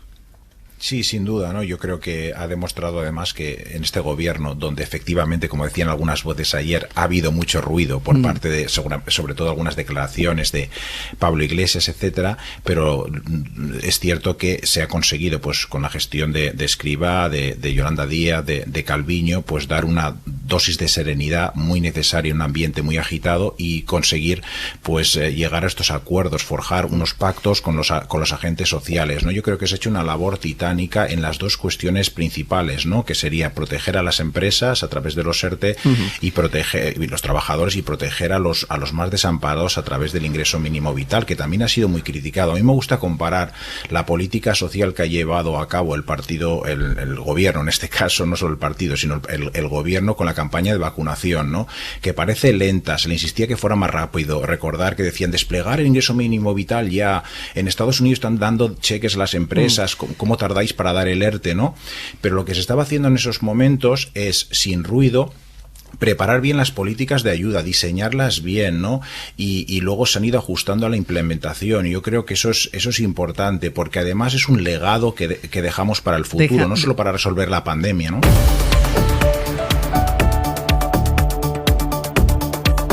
Muy pendientes de ese desahucio en Barcelona, en el que están algunos diputados de la CUP, y de la entrada también en la sede de Esquerra Republicana de Cataluña. No han pasado ni 24 horas de la toma de posesión del nuevo presidente de la Generalitat, de Pere Aragonès. Enseguida volveremos a Barcelona, pero antes me voy a ir a Bruselas, porque la cumbre europea ha servido para reforzar el discurso y la postura de la Unión contra los países fronterizos. Y es que las actitudes de Marruecos y de Bielorrusia, los últimos incidentes con estos dos países, han marcado esta cumbre. Griselda Pastorulla, de nuevo. Hola, buenos días. Vamos por partes. Primero, Bielorrusia, porque su actuación respecto, vamos a llamar, al secuestro del avión de Ryanair para detener a un periodista le va a costar una serie de sanciones, pero es que además, Gris, Europa también ya ha dicho que está harta de la actitud de Rusia, de Putin. Sí, pocas veces el mensaje europeo se ha expresado con una crudeza parecida, ¿no? Rusia actúa sistemáticamente contra nuestros intereses y contra nuestros valores, ha dicho la presidenta de la Comisión, afirmando que no es una actitud del pasado, que es una actitud del presente, que está interfiriendo en Ucrania, en Moldavia y en Georgia, y que lo hace con ciberataques, con sabotajes y con asesinatos. Son palabras muy duras. El debate sobre Rusia ha sido la continuación del debate sobre Bielorrusia. Sabéis que la Unión tiene desde el 2009 un proyecto que le llama Partenariado Oriental, donde Ucrania, Moldavia y Georgia han conseguido un acuerdo de asociación, no Bielorrusia. Es un proyecto con el que siempre se ha topado Putin. En el 2013 hubo la revolución del Maidán, luego vino la anexión de Crimea y desde entonces dura este pulso, que es un pulso terrible al que la Unión quiere poner fin. Por eso creemos que Putin debería entender este mensaje, el de la respuesta unánime contra Lukashenko, una unanimidad que ha sido siempre muy difícil con Rusia, pero que en este momento parece mucho más cercana, sabiendo que hay un plazo, porque Rusia va a ser sujeto de la cumbre europea justamente de este próximo junio. Hace un momento que ahora te pregunto por Marruecos, pero también ha habido reacción de la administración de Joe Biden con el tema de Bielorrusia, ¿no, Sastre? Sí, lo que dice en un comunicado enviado esta madrugada es que están preparando acciones, y también dice que seguramente esté hecho bajo coacciones ese vídeo del periodista opositor que ayer a última hora difundió el régimen, pero efectivamente destaca esa sintonía entre Washington y Europa. Si Europa, como ahora cuenta Griselda, ya tiene las sanciones sobre la mesa, Washington dice en un comunicado que ha enviado la Casa Blanca esta madrugada que ya las tiene, también se las está pensando y las tiene sobre la mesa. Y luego está la crisis con Marruecos. Griselda, la Unión volvió a cerrar filas con España, que ha intentado que el conflicto de Ceuta fuese una crisis diplomática bilateral entre los dos países, y Europa dice no, esto es de todos. Sí, no hay vuelta de hoja. Marruecos tiene que entender que la posición europea es muy firme y que aquí se ha reafirmado lo que Michel ha llamado la perfecta solidaridad europea con el gobierno español. El presidente del Consejo nos ha resumido cuál es la situación. Reafirmamos, dice, la perfecta solidaridad europea con el gobierno español vinculada a esta cuestión de la inmigración y a la protección y a la seguridad de las fronteras españolas, porque son fronteras europeas. Son palabras que se van repitiendo y no hay vuelta de hoja, como os decíamos. La posición europea es muy clara, aunque también es cierto que apenas hubo debate, intervino el presidente del gobierno y poco más. Previamente también lo había hecho el presidente del Consejo de Ministros de Italia, Mario Draghi. Draghi, en su caso, pide algo más complicado, pide un mecanismo de solidaridad voluntario, pero para el reparto de inmigrantes es un tema que sabéis que se alarga desde hace mucho tiempo, está pendiente, la Unión lo va a tratar también en la cumbre de junio. Griselda, gracias. Hasta ahora. Luego. Pues sobre los vecinos de Europa, escribe hoy de alguna manera el editorial del País, dice: Rusia destaca desde hace años con una gran acumulación de acciones sin escrúpulos, Marruecos acaba de utilizar a miles de civiles para echar un pulso a España, Turquía ha mantenido en varias ocasiones actitudes desafiantes y aún así es un editorial que llama a no ser catastrofistas. Es verdad, la diplomacia europea, la burocracia, pues no pone las cosas fáciles, pero pone solo el ejemplo de las sanciones a Rusia con Crimea para explicar que Europa tiene también un peso y que a veces lo utiliza. Con vecinos como Putin, Lukashenko o Erdogan, concluye, es especialmente importante tener capacidad de reacción ágil y vigorosa. O sea que el mensaje sería, es difícil, pero en fin, no hay que ser catastrofistas. A veces Europa, si quiere, puede. Edu, los vecinos de Europa poniendo en aprietos a Europa, que si quiere puede. Bueno, los vecinos arrastrando los pies a veces. Sí. Bueno, yo creo que sí, ¿no? Yo creo que esta es una situación de esas en las que la Unión Europea, su papel es enormemente relevante porque afecta a uno de sus ángulos, bueno, pues tradicionalmente más complejos, una de sus aristas, si quieres, más complejas, ¿no? Cómo gestionar las fronteras de vecindad exterior, cuáles son las claves de relación con los vecinos, especialmente en las zonas más difíciles, ¿no? Las fronteras exteriores. Y yo creo que aquí, que la Unión Europea haya sentido que este es un asunto que le concierne, que es suyo, pues a mí me parece que es enormemente relevante, ¿no? Había que esperar a la fijación de posición por parte del Consejo y esta ha llegado, y yo creo que es una buena noticia. Víctor, ¿tiene problemas con algunos de sus vecinos Europa? Sí, pero debemos alabar la acción que está adoptando la Unión Europea, que en esta ocasión por una vez es cohesionada, sin fisuras, sin los chicos malos de Hungría y Polonia haciendo alguna pataleta, ¿no? Y por una vez es coherente, ¿no? En la defensa de la democracia y sin dejarse seducir por los cantos de sirena de los intereses económicos, ¿no? De los gasoductos, etcétera, ¿no? Y en todo caso, pues bueno, yo creo que es un problema general. Europa está acosada y creo que nos tenemos que acostumbrar a que vivimos en un mundo donde la democracia está en crisis, las libertades políticas y civiles experimentadas por un ciudadano medio del mundo, según los estudios más recientes, han retrocedido a los niveles de 1990, donde el régimen más común en el planeta son las dictaduras y las autocracias electivas, donde dirigentes sin escrúpulos como Lukashenko acosan a los opositores, controlan los medios y ganan las elecciones por márgenes del 96% y luego les parece demasiado y lo bajan al 84 o 85%, pero evidentemente los conflictos internacionales más comunes que nos vamos a enfrentar es cómo proteger a esos opositores, a esos Navalnys en Rusia, a esos Roman Protasevich en Bielorrusia, o con todas las diferencias que queramos, pues bueno, al líder del Frente Polisario tratado por la COVID en un hospital español, ¿no? Que no lo pongo al mismo nivel, pero como mínimo sí que se enfrenta a un régimen dictatorial. Cristina. Europa ha dado no pocas veces muestras de una enorme debilidad, ya no tanto por los vecinos exteriores, sino por los debates internos que tenía y que... Sí, como lo señalaba Víctor. Exactamente, como ha dicho Víctor, de Hungría y Polonia, y además con el tema de Bielorrusia y con el tema de Rusia, Hungría ha puesto muchas dificultades. Entonces, esta extraña unanimidad me parece, bueno, bienvenida, pero muy sorprendente. El problema que tiene Europa es que afortunadamente la desventaja inicial que tiene Europa es que no puede competir con los mismos instrumentos que compiten el resto de los países, que no respetan los derechos humanos y que no tienen democracias plenas. Hemos asistido como Marruecos ha utilizado a menores que ha lanzado al mar como una medida de presión.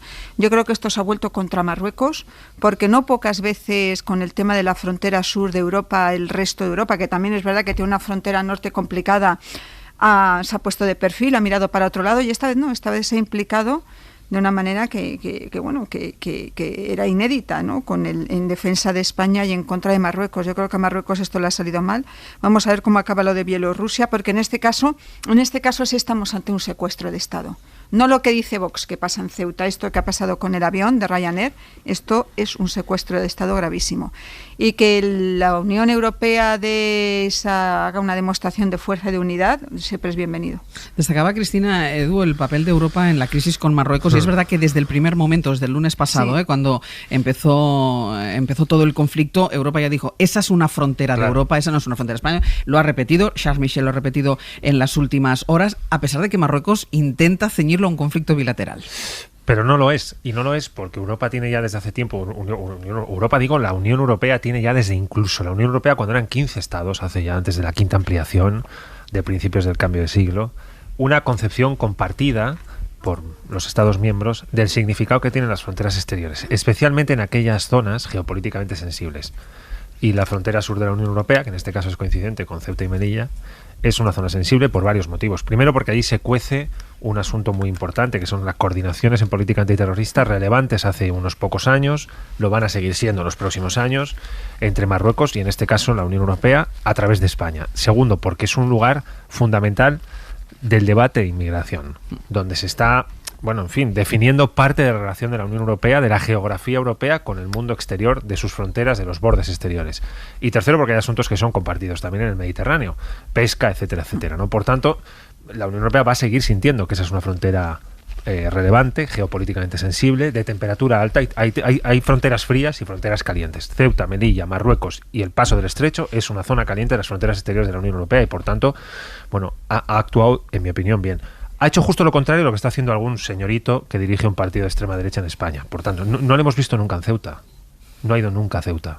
seguramente si le preguntáramos en una entrevista cuál es el desempleo femenino o el desempleo juvenil, no se lo sabe. No sabe que tiene un 71% de desempleo por debajo de 25 años, un desempleo femenino de los más altos de España, cerca del 30% de desempleo en la ciudad autónoma de Ceuta. Seguro que no se lo sabe, pero allí va a montar un pollo, porque había otro provocado por Marruecos que deriva en una crisis humanitaria, en una crisis geopolítica, en una crisis diplomática, en una crisis de todo tipo, y este señor acude allí a la fiesta que han montado otros. ¿Y va a acudir a qué? Pero nunca le hemos visto hablando de los problemas reales de esa ciudad porque no sabe cuáles son.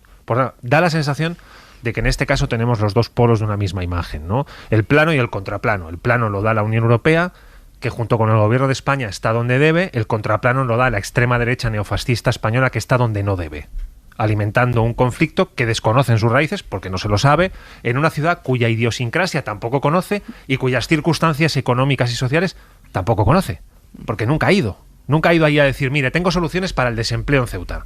He venido a proponer este cambio en el aparato productivo de la ciudad. No sabe nada, se apunta a una fiesta. Pero es justo lo contrario de lo que ha hecho el Consejo por indicación del Gobierno de España, que en este caso creo que ha gestionado esta crisis y lo está haciendo como debía. Estábamos analizando la reacción de la Unión Europea ante el conflicto abierto con Marruecos, reacción que fue inmediata el lunes mismo, cuando se desató la crisis, resaltando, lo hizo la propia Ursula von der Leyen, que la frontera de Ceuta era la frontera con Europa, reacción que se ha mantenido ayer en la Cumbre Europea, y decía Eduardo Madina ahora que contrasta con la actitud de la ultraderecha, con Santiago Abascal, que parece que se ha instalado en Ceuta, incluso puede contrastar con Víctor, con el papel que está jugando la oposición, el Partido Popular, que parece que se pone más del lado de Marruecos que del lado de su propio gobierno. Sí, pero creo que hay que distinguir un poco también la reacción del Partido Popular de la de Vox, ¿no? Sí, en todo totalmente. caso, yo creo que en el conflicto con Marruecos hay dos perdedores, claro. Uno es exterior, el régimen de Mohamed VI, ¿no? Que se ha extralimitado claramente sus acciones de respuesta a una desavenencia diplomática menor, ¿no? Porque los líderes del Frente Polisario vienen a España, eso no es anómalo, ¿no? Y por otro lado, como comentaba antes Edu muy bien, yo creo que el otro perdedor es el partido de extrema derecha, Vox, ¿no? Que se ha extralimitado en su crítica furibunda al gobierno, pero también al Partido Popular por su connivencia supuesta, ¿no? Con el régimen liberal y cosmopolita de Sánchez, ¿no? Entonces, en todo caso, está claro, ellos ya lo dijeron desde el primer día, no hemos venido a la política a hacer leyes, sino hacer ruido. No les interesa la historia, no les interesan los datos de desempleo femenino en Ceuta que citaba Edu, no les interesa esa, les interesan los vídeos en las redes sociales, a fe que lo han conseguido hasta cierto punto, pero es verdad que en esta ocasión no han llegado a cruzar la peligrosa línea de saltarse la suspensión decidida por la delegación del gobierno ayer sobre su mitin en Ceuta, que fue avalada luego por el Tribunal Superior de Andalucía. Sí que la cruzaron un poco a Abascal trasladándose a Ceuta, pero esa es un poco amagó, la estrategia de Vox. Amagó sí. Con ir al acto, amagó, pero después... Claro, esa es un poco su estrategia, ¿no? Poner un pie fuera de la línea y otro dentro, ¿no?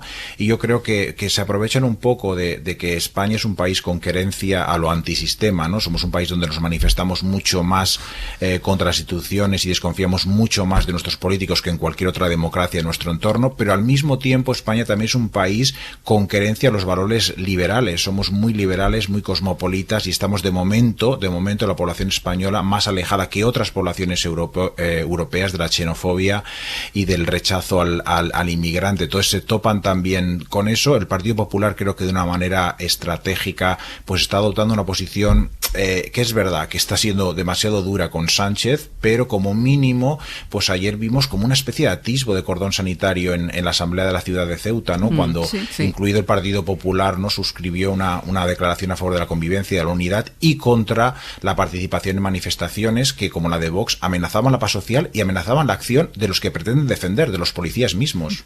Cristina. Yo lo que estoy denotando en Vox es un enorme nerviosismo producto posiblemente de que se le está achicando el espacio electoral. Le fue muy bien en Cataluña, le fue muy mal en Madrid. Los sondeos, que se les puede dar el valor que se les dé, más o menos, es verdad que auguran que una posible pérdida de peso en el Congreso de los Diputados.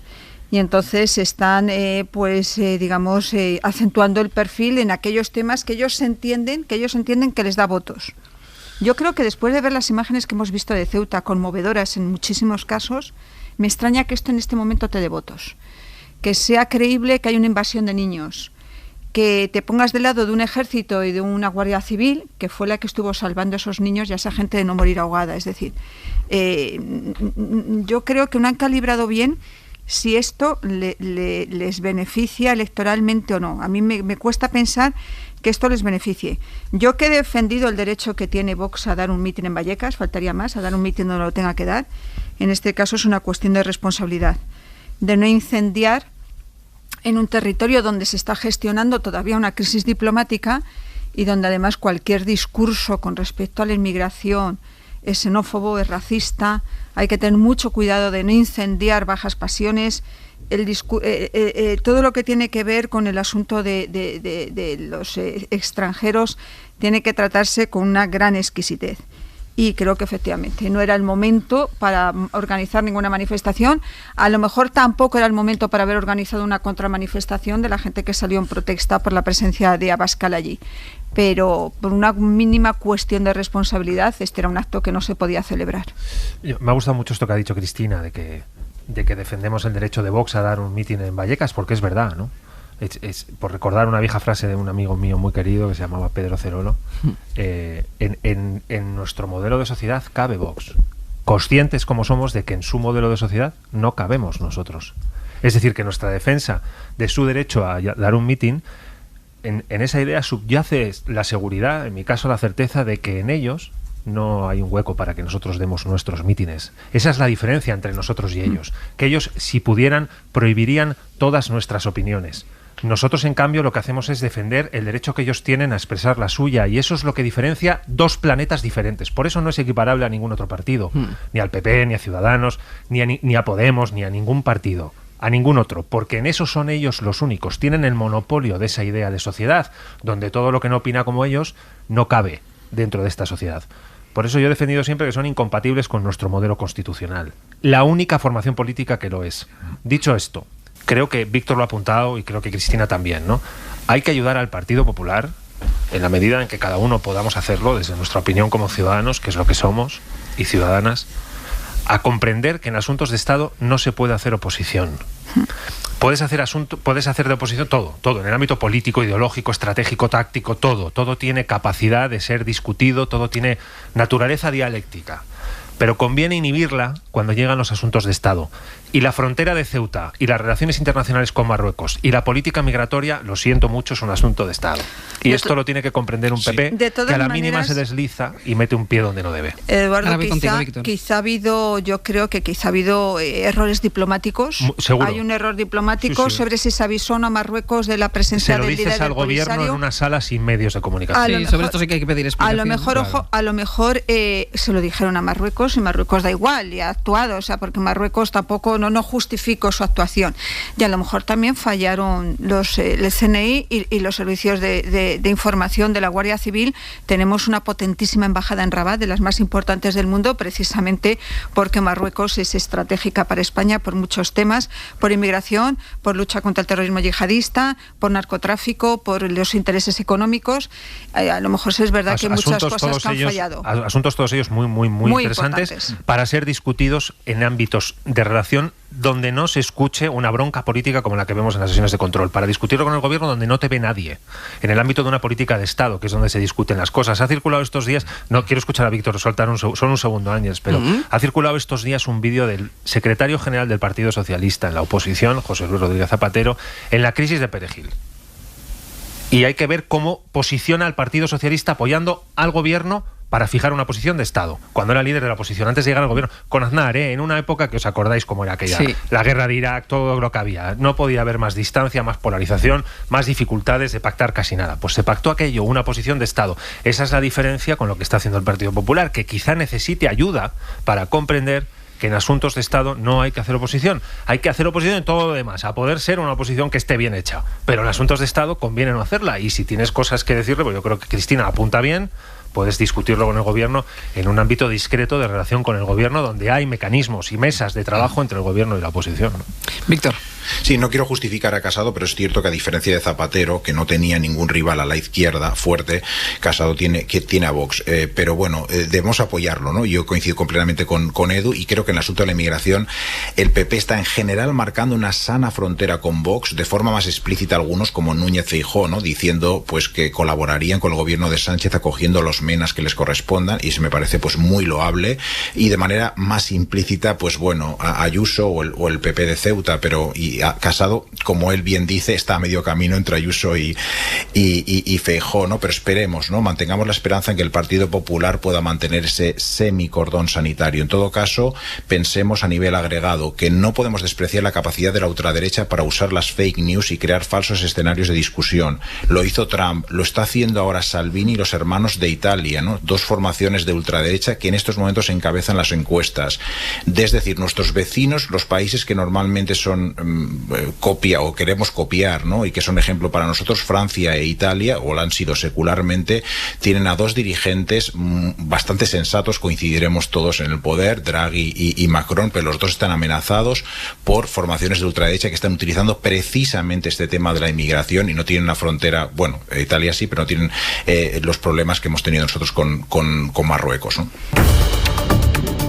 Vamos a volver a Barcelona. A las 9 le contábamos que había en marcha un desahucio en el barrio del Poble Sec, desahucio en el que estaban diputados de la CUP. Y está Oriol Soler. ¿Cuál es la situación ahora, Oriol? Pues Ángeles, ahora mismo vuelve la tensión porque los activistas están lanzando huevos contra los agentes de Mossos d'Esquadra. Llevan lanzando huevos prácticamente 4 o 5 minutos. Ellos se intentan defender con sus escudos para que no les caigan encima, y hace tan solo unos minutos también les han rociado con pintura roja. Estos agentes antidisturbios han quedado completamente bañados de los cascos a las botas, y la verdad es que están aguantando sin mover un músculo esta lluvia que les está cayendo. Y justo enfrente de ellos, a menos de 1 metro, en la primera línea del cordón policial, están los diputados de la CUP. Son 4, entre ellos la que fue la candidata a presidenta de la Generalitat, Dolors Sabater, la jefa de listas. Aquí, desde las 5 de la mañana, ha habido presencia policial, mucha tensión con los activistas y algunas cargas. Hay que contar exactamente cuál es el caso, cuál es el contexto de este desahucio. Este es un edificio que pertenece a un fondo buitre llamado Bauras, y hace ya años que el sindicato de vivienda de aquí del barrio, del Poble Sec, lo ocupó para realojar familias vulnerables o familias que ya venían de otro desahucio. Pues bien, hoy en este contexto han venido aquí más de 15 furgonetas antidisturbios de los Mossos, y eso los activistas consideran que es vulnerar el acuerdo de investidura de Pere Aragonès, el acuerdo al que había llegado con la CUP, y de hecho aquí hoy se están escuchando muchos gritos en contra del nuevo presidente de la Generalitat, y el momento de más euforia ha sido justo cuando un activista ha cogido el micro y ha dicho que se había ocupado la sede de Esquerra Republicana. El desahucio no se ha hecho efectivo todavía, Oriol. No, ahora mismo lo que han hecho los Mossos es quitar a todas las personas que estaban entrelazadas entre sí, formando un bulto en la puerta. Las han quitado una a una, les ha llevado bastante tiempo porque había cerca de 40, y ahora la comitiva judicial ha subido hasta arriba, pero es que en la puerta de arriba, en el portal del piso propiamente dicho, no del edificio, también hay decenas de personas, así que les va a llevar un tiempo poder ejecutar el desahucio. Oriol, muchísimas gracias, seguimos pendientes. A vosotros. Vamos a este segundo escenario que apuntaba Oriol Soler, que es la sede de Esquerra Republicana de Cataluña. En el acuerdo que firmaron Esquerra y la CUP había un punto que decía que la Brimo, los antidisturbios de los Mossos d'Esquadra, no podrían actuar en los desahucios, y nos acaba de contar Oriol Soler cómo si están los antidisturbios de los Mossos d'Esquadra en ese desahucio en el barrio del Poble Sec. Así que un grupo también de activistas se ha desplazado hasta la sede de Esquerra Republicana de Cataluña. Ahí está Guillem Fava. Guillem, ¿cuál es la situación ahí? Hola, buenos días, Buen Sánchez. día. Pues mira, hay un centenar de personas, de jóvenes de esta organización juvenil que han entrado en esta sede de Esquerra Republicana en la calle Calabria de Barcelona. Desahuciador es lo que le gritan a Aragonès por este supuesto incumplimiento de ese acuerdo. De este centenar de personas que han entrado en esta sede de Esquerra Republicana, hay un grupo de 20 personas que se han situado justo a las puertas de esta sede en el acceso y enseñan encuentran un cartel que han pegado por el resto de la sede, también a las puertas de la recepción de esta instalación, donde se puede leer por la victoria, con la fecha de este desahucio en la calle Lleida del Poble Sec, y también se ve los 3 nombres de esas 3 personas que viven en este bloque que ahora mismo está siendo desahuciado. Después de este grupo de 20 personas tenemos también un grupo más nombroso, más gente que se ha situado ya dentro de la sede, después de cruzar el patio que separa el acceso hasta las oficinas. Hay pues eso, 50 personas metidas en esa recepción, con una pancarta también pidiendo que se terminen los desahucios y exigiendo a Aragonés que cumpla lo pactado con la CUP. Gracias, Guillem. Hasta luego. Hasta luego. Ha dicho ahora el presidente de la Generalitat, Pere Aragonès, recordemos que la toma de posesión fue ayer, ha dicho en Cataluña Radio que la orden de intervención de la Brimo es muy concreta y es del juez, que será imprescindible, añadía, que en el nuevo protocolo antidesahucios se involucre también al Poder Judicial. Pero es que un poquito antes había hablado el todavía conseller de Interior en funciones, Miquel Samper, y dice: la actuación de los Mossos en este desahucio es responsabilidad mía. Hemos enviado a los antidisturbios porque había mucha gente concentrada que impedía la llegada de la comitiva judicial. Bueno, pues una versión, la del conseller saliente, y la del presidente entrante. Y recordemos ese punto del acuerdo entre Esquerra Republicana y la CUP, la Brimo, los antidisturbios de los Mossos d'Esquadra no actuarían en desahucios de gente vulnerable. Pablo Tallón, Barcelona, buen día. ¿Qué tal? Buen día, Àngels. Yo creo que no le ha dado tiempo a Pere Aragonès a sentarse ya todavía en su despacho. Todavía no, es que yo creo que está con las maletas todavía en Economía, esperando mudarse ya al Palau. Lo vamos a escuchar esta mañana. Tenía un acto precisamente, se ha querido poner un acto ya el primer día. Se va a Sabadell, al Parc Taulí, para hablar con los jóvenes que tienen problemas de salud mental, con los adolescentes. Y allí, en principio, vamos a escuchar esa primera valoración a esto que está pasando, que es verdad, empieza movidita su presidencia. Exacto, empieza movidita su presidencia. En el repaso de la prensa de las 7:30 hablaban en los medios catalanes sobre todo de un discurso de Aragonès y destacaban que inicia un cambio de ciclo. ¿Cómo fue ese discurso? Sí, él tenía muchas ganas de evidenciar este cambio de etapa. Aunque no lo diga, lo que quiere decir es que quiere recuperar un poco el prestigio de la institución, porque entienden que esto, pues con Quim Torra quedó un poco tocado. Entonces lo que buscó fue un acto solemne, otra vez se recuperó la pompa. Sabéis que el del presidente Torra fue una cosa prácticamente administrativa, ni siquiera se quiso poner la medalla. El de Aragonès no. Aragonès recuperó todo el simbolismo. Antes de entrar incluso a Palau dejó un clavel en una placa que hay en recuerdo a Lluís Companys en el suelo, justo delante del Palau de la Generalitat, y hubo muchísimo más simbolismo en el acto. Y después en el discurso en sí, pues lo que vimos fue un discurso continuista respecto al discurso de la investidura. Ahí pues escuchamos otra vez ese eslogan de la nueva Generalitat Republicana. Aragonès quiere mucho capitalizar esos gobiernos en la Segunda República de Esquerra Republicana en Cataluña, de Companys, de Macià. De hecho, se paró frente a los bustos que hay de los dos expresidents en el pati dels Tarongers de Palau. Y en el discurso pues que escuchamos también hablar mucho de feminismo, de ecologismo, de progreso social. Se llegó a hablar de conseguir la felicidad de la gente, que la gente viva mejor y más feliz en Cataluña. Y una vez más pues volvió a hacer esa referencia, a hablar de hacer inevitable el referéndum y también la autodeterminación en esta legislatura. Y ahora, Pablo, todos los ojos puestos en los perfiles que habrá en el nuevo gobierno. Hoy los vamos a conocer de forma oficial, pero es verdad que a través de filtraciones ya tenemos todos los nombres que van a componer este nuevo govern. Repiten solo 2 consellers, 3 si contamos Aragonès, que es la consellera de Agricultura Teresa Jordà, y el de Políticas Digitales, que es Jordi Puigneró, que además va a asumir la vicepresidencia y también asume funciones de territorio, infraestructuras, vivienda, etcétera, etcétera. Va a ser el hombre fuerte de Junts per Catalunya. Sabemos que las demás peso van a estar gestionadas con gente que conoce bien su materia. Por ejemplo, Salud va a estar en manos de Josep María Argimon, que ya era el secretario de Salud Pública de este gobierno. En Educación pasa más o menos lo mismo, que una persona próxima al actual conseller va a ocupar ese cargo ahora. Y Economía es uno de los que ha sorprendido, por ejemplo, porque es Jaume Giró, que es un exdirigente de la Caixa. Le vamos a ver negociar unos presupuestos con la CUP, que ya se han quejado un poco de su nombramiento. Y luego, nombres conocidos, seguramente fuera de todo esto, el más conocido de los consellers va a ser Roger Torrent, expresidente del Parlamento, y que ahora va a coger la carpeta de empresa. Y tú lo has citado, pero se habla mucho, Pablo, en concreto, de quién va a ser el nuevo vicepresidente, de Jordi Puigneró.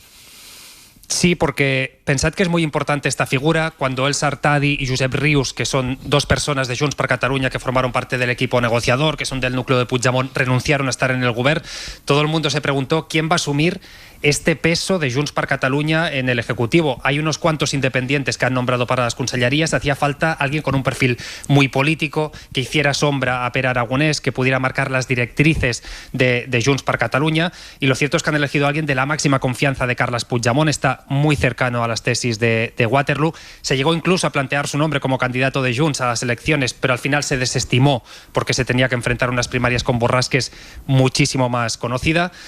En su gestión como conseller, insistimos, no ha sido de los más mediáticos. Seguramente su gran hito ha sido lo que se conoce como la NASA catalana, o lo que él pretendía que se conociera como la NASA catalana, que fue el lanzamiento aquel del nanosatélite. Sí. Muchos lo ridiculizaron, se hizo caricatura, otros consideran que sí que se está apostando por un sector estratégico.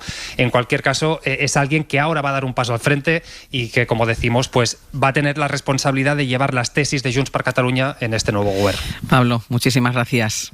Un abrazo. Todo esto en el contexto de los indultos, ahora iremos a ello, pero antes sí que quiero preguntarte, Víctor, ¿cómo empieza el mandato de Pere Aragonès? Con los diputados de la CUP en la puerta de un desahucio, recordándole un pacto que establecieron para que les apoyaran en la formación de este gobierno.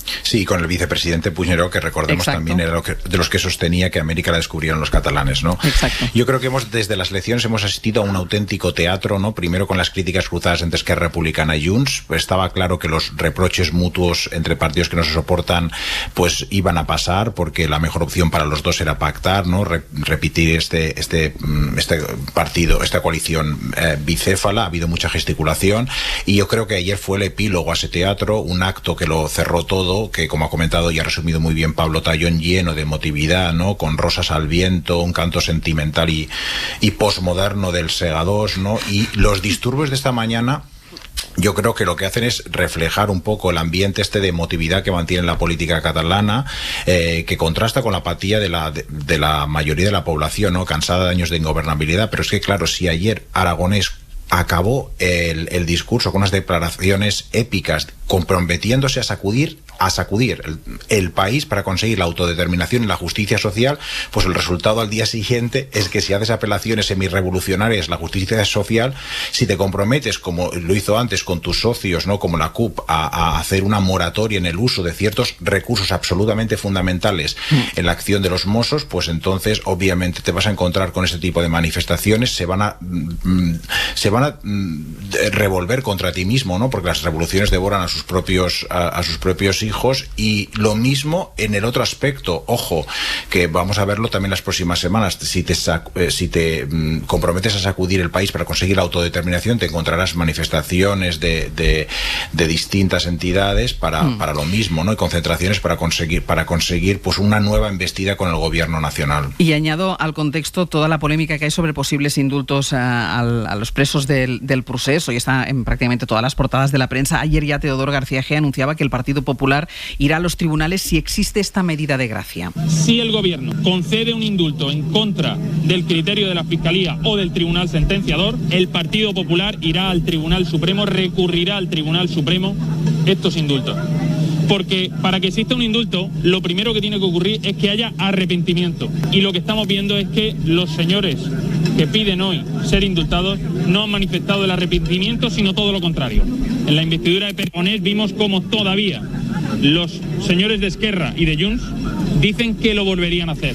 Inma Carretero, ¿qué dice el Gobierno al respecto? Buenos días. ¿Qué tal? Buenos días. Bueno, pues están esperando el informe del Supremo, que parece que quedan pocos días para que el Tribunal emita su opinión, y a partir de ahí los tiempos los maneja la Moncloa, y en lo que coinciden distintas fuentes del Gobierno es en que esto hay que resolverlo pronto. Piensan que la decisión sobre los indultos puede tener un coste político para el Gobierno y que hay que pagarlo cuanto antes. Eso nos explican fuentes gubernamentales, pero por lo pronto en el PSOE cuentan con que se aleje esa decisión de las elecciones internas en el partido en Andalucía, de las primarias del día 13 de junio, así que el partido cuenta con que el gobierno no decida en las próximas 3 semanas y hablan de medir los tiempos porque la opinión más extendida es que se concedan indultos, quizá no anulen todas las penas para todos los delitos, pero la dirección a la que apuntan las señales que ha ido emitiendo el gobierno es que sí que se concedan indultos parciales y condicionados a que no haya reincidencia. Llevan meses en el Ejecutivo preparando el terreno para esta decisión y es lo que hizo ayer el ministro de Justicia, Juan Carlos Campo. Vamos a escucharlo. Pero creo que son instrumentos que están previstos en la ley, y curiosamente en una ley desde 1870, y por tanto hay que verlos con naturalidad, sea favorable, desfavorable, parcial o total. No hay que asustarse de los instrumentos que vienen previstos normativamente. Declaraciones como esta, Ángels, hemos oído en los últimos meses en muchas ocasiones en boca de distintos miembros del gobierno. La última palabra la tendrá el presidente, pero en el Ejecutivo son muchos quienes piensan que hay que dar este paso para caminar hacia la normalización de la política catalana, y también hay fuentes socialistas que admiten que Esquerra no aguanta mucho más, que necesita oxígeno para seguir manteniendo su estrategia de diálogo y de acercamiento al gobierno de España. Irma, gracias. Gracias, hasta luego. Minutos casi te nos queda, pero sí que me gustaría conocer y que fuera en forma de titular, Edu, sobre los indultos, sobre la polémica en torno a los indultos. Bueno, es normal que sea polémico. Yo creo que, bueno, en fin, no tengo ni idea, ¿no? Pero diría que el gobierno tiene la decisión tomada y creo que la tiene tomada por 2 razones. Una seguramente tiene que ver con Cataluña y otra seguramente tiene que ver con la estabilidad de la legislatura en el Congreso de los Diputados. No sé cuál pesa más, no tengo ni idea. Mi abuela decía una frase muy buena, ¿no? Decía, doctores tiene la Iglesia, a cada asunto complejo, pues doctores tiene la Iglesia también en este caso. Cristina. Me da la sensación de que esta puede ser una decisión con unos grandes costes para el gobierno. Y por eso apelan a la normalidad de una decisión que no es normal desde el momento en que tienes los informes en contra de la Fiscalía, posiblemente del Tribunal Sentenciador, de que se trata de una medida de gracia, pero no puede ser arbitraria, la tienes que argumentar. Posiblemente utilicen parte de los argumentos de 2 magistrados del TC que dijeron que eran penas desproporcionadas, pero es muy, muy delicado para el gobierno. Le intenta alejarlo lo más posible de las próximas elecciones generales.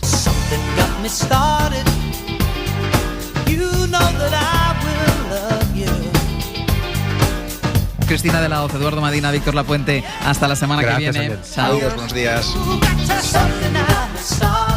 Suscríbete a Hoy por Hoy. Todos los episodios y contenidos adicionales en la app de Cadena SER y en nuestros canales de Apple Podcast, Spotify, iVoox, Google Podcast y YouTube. Escúchanos en directo en la SER de lunes a viernes a las 6 de la mañana. Cadena SER. La radio.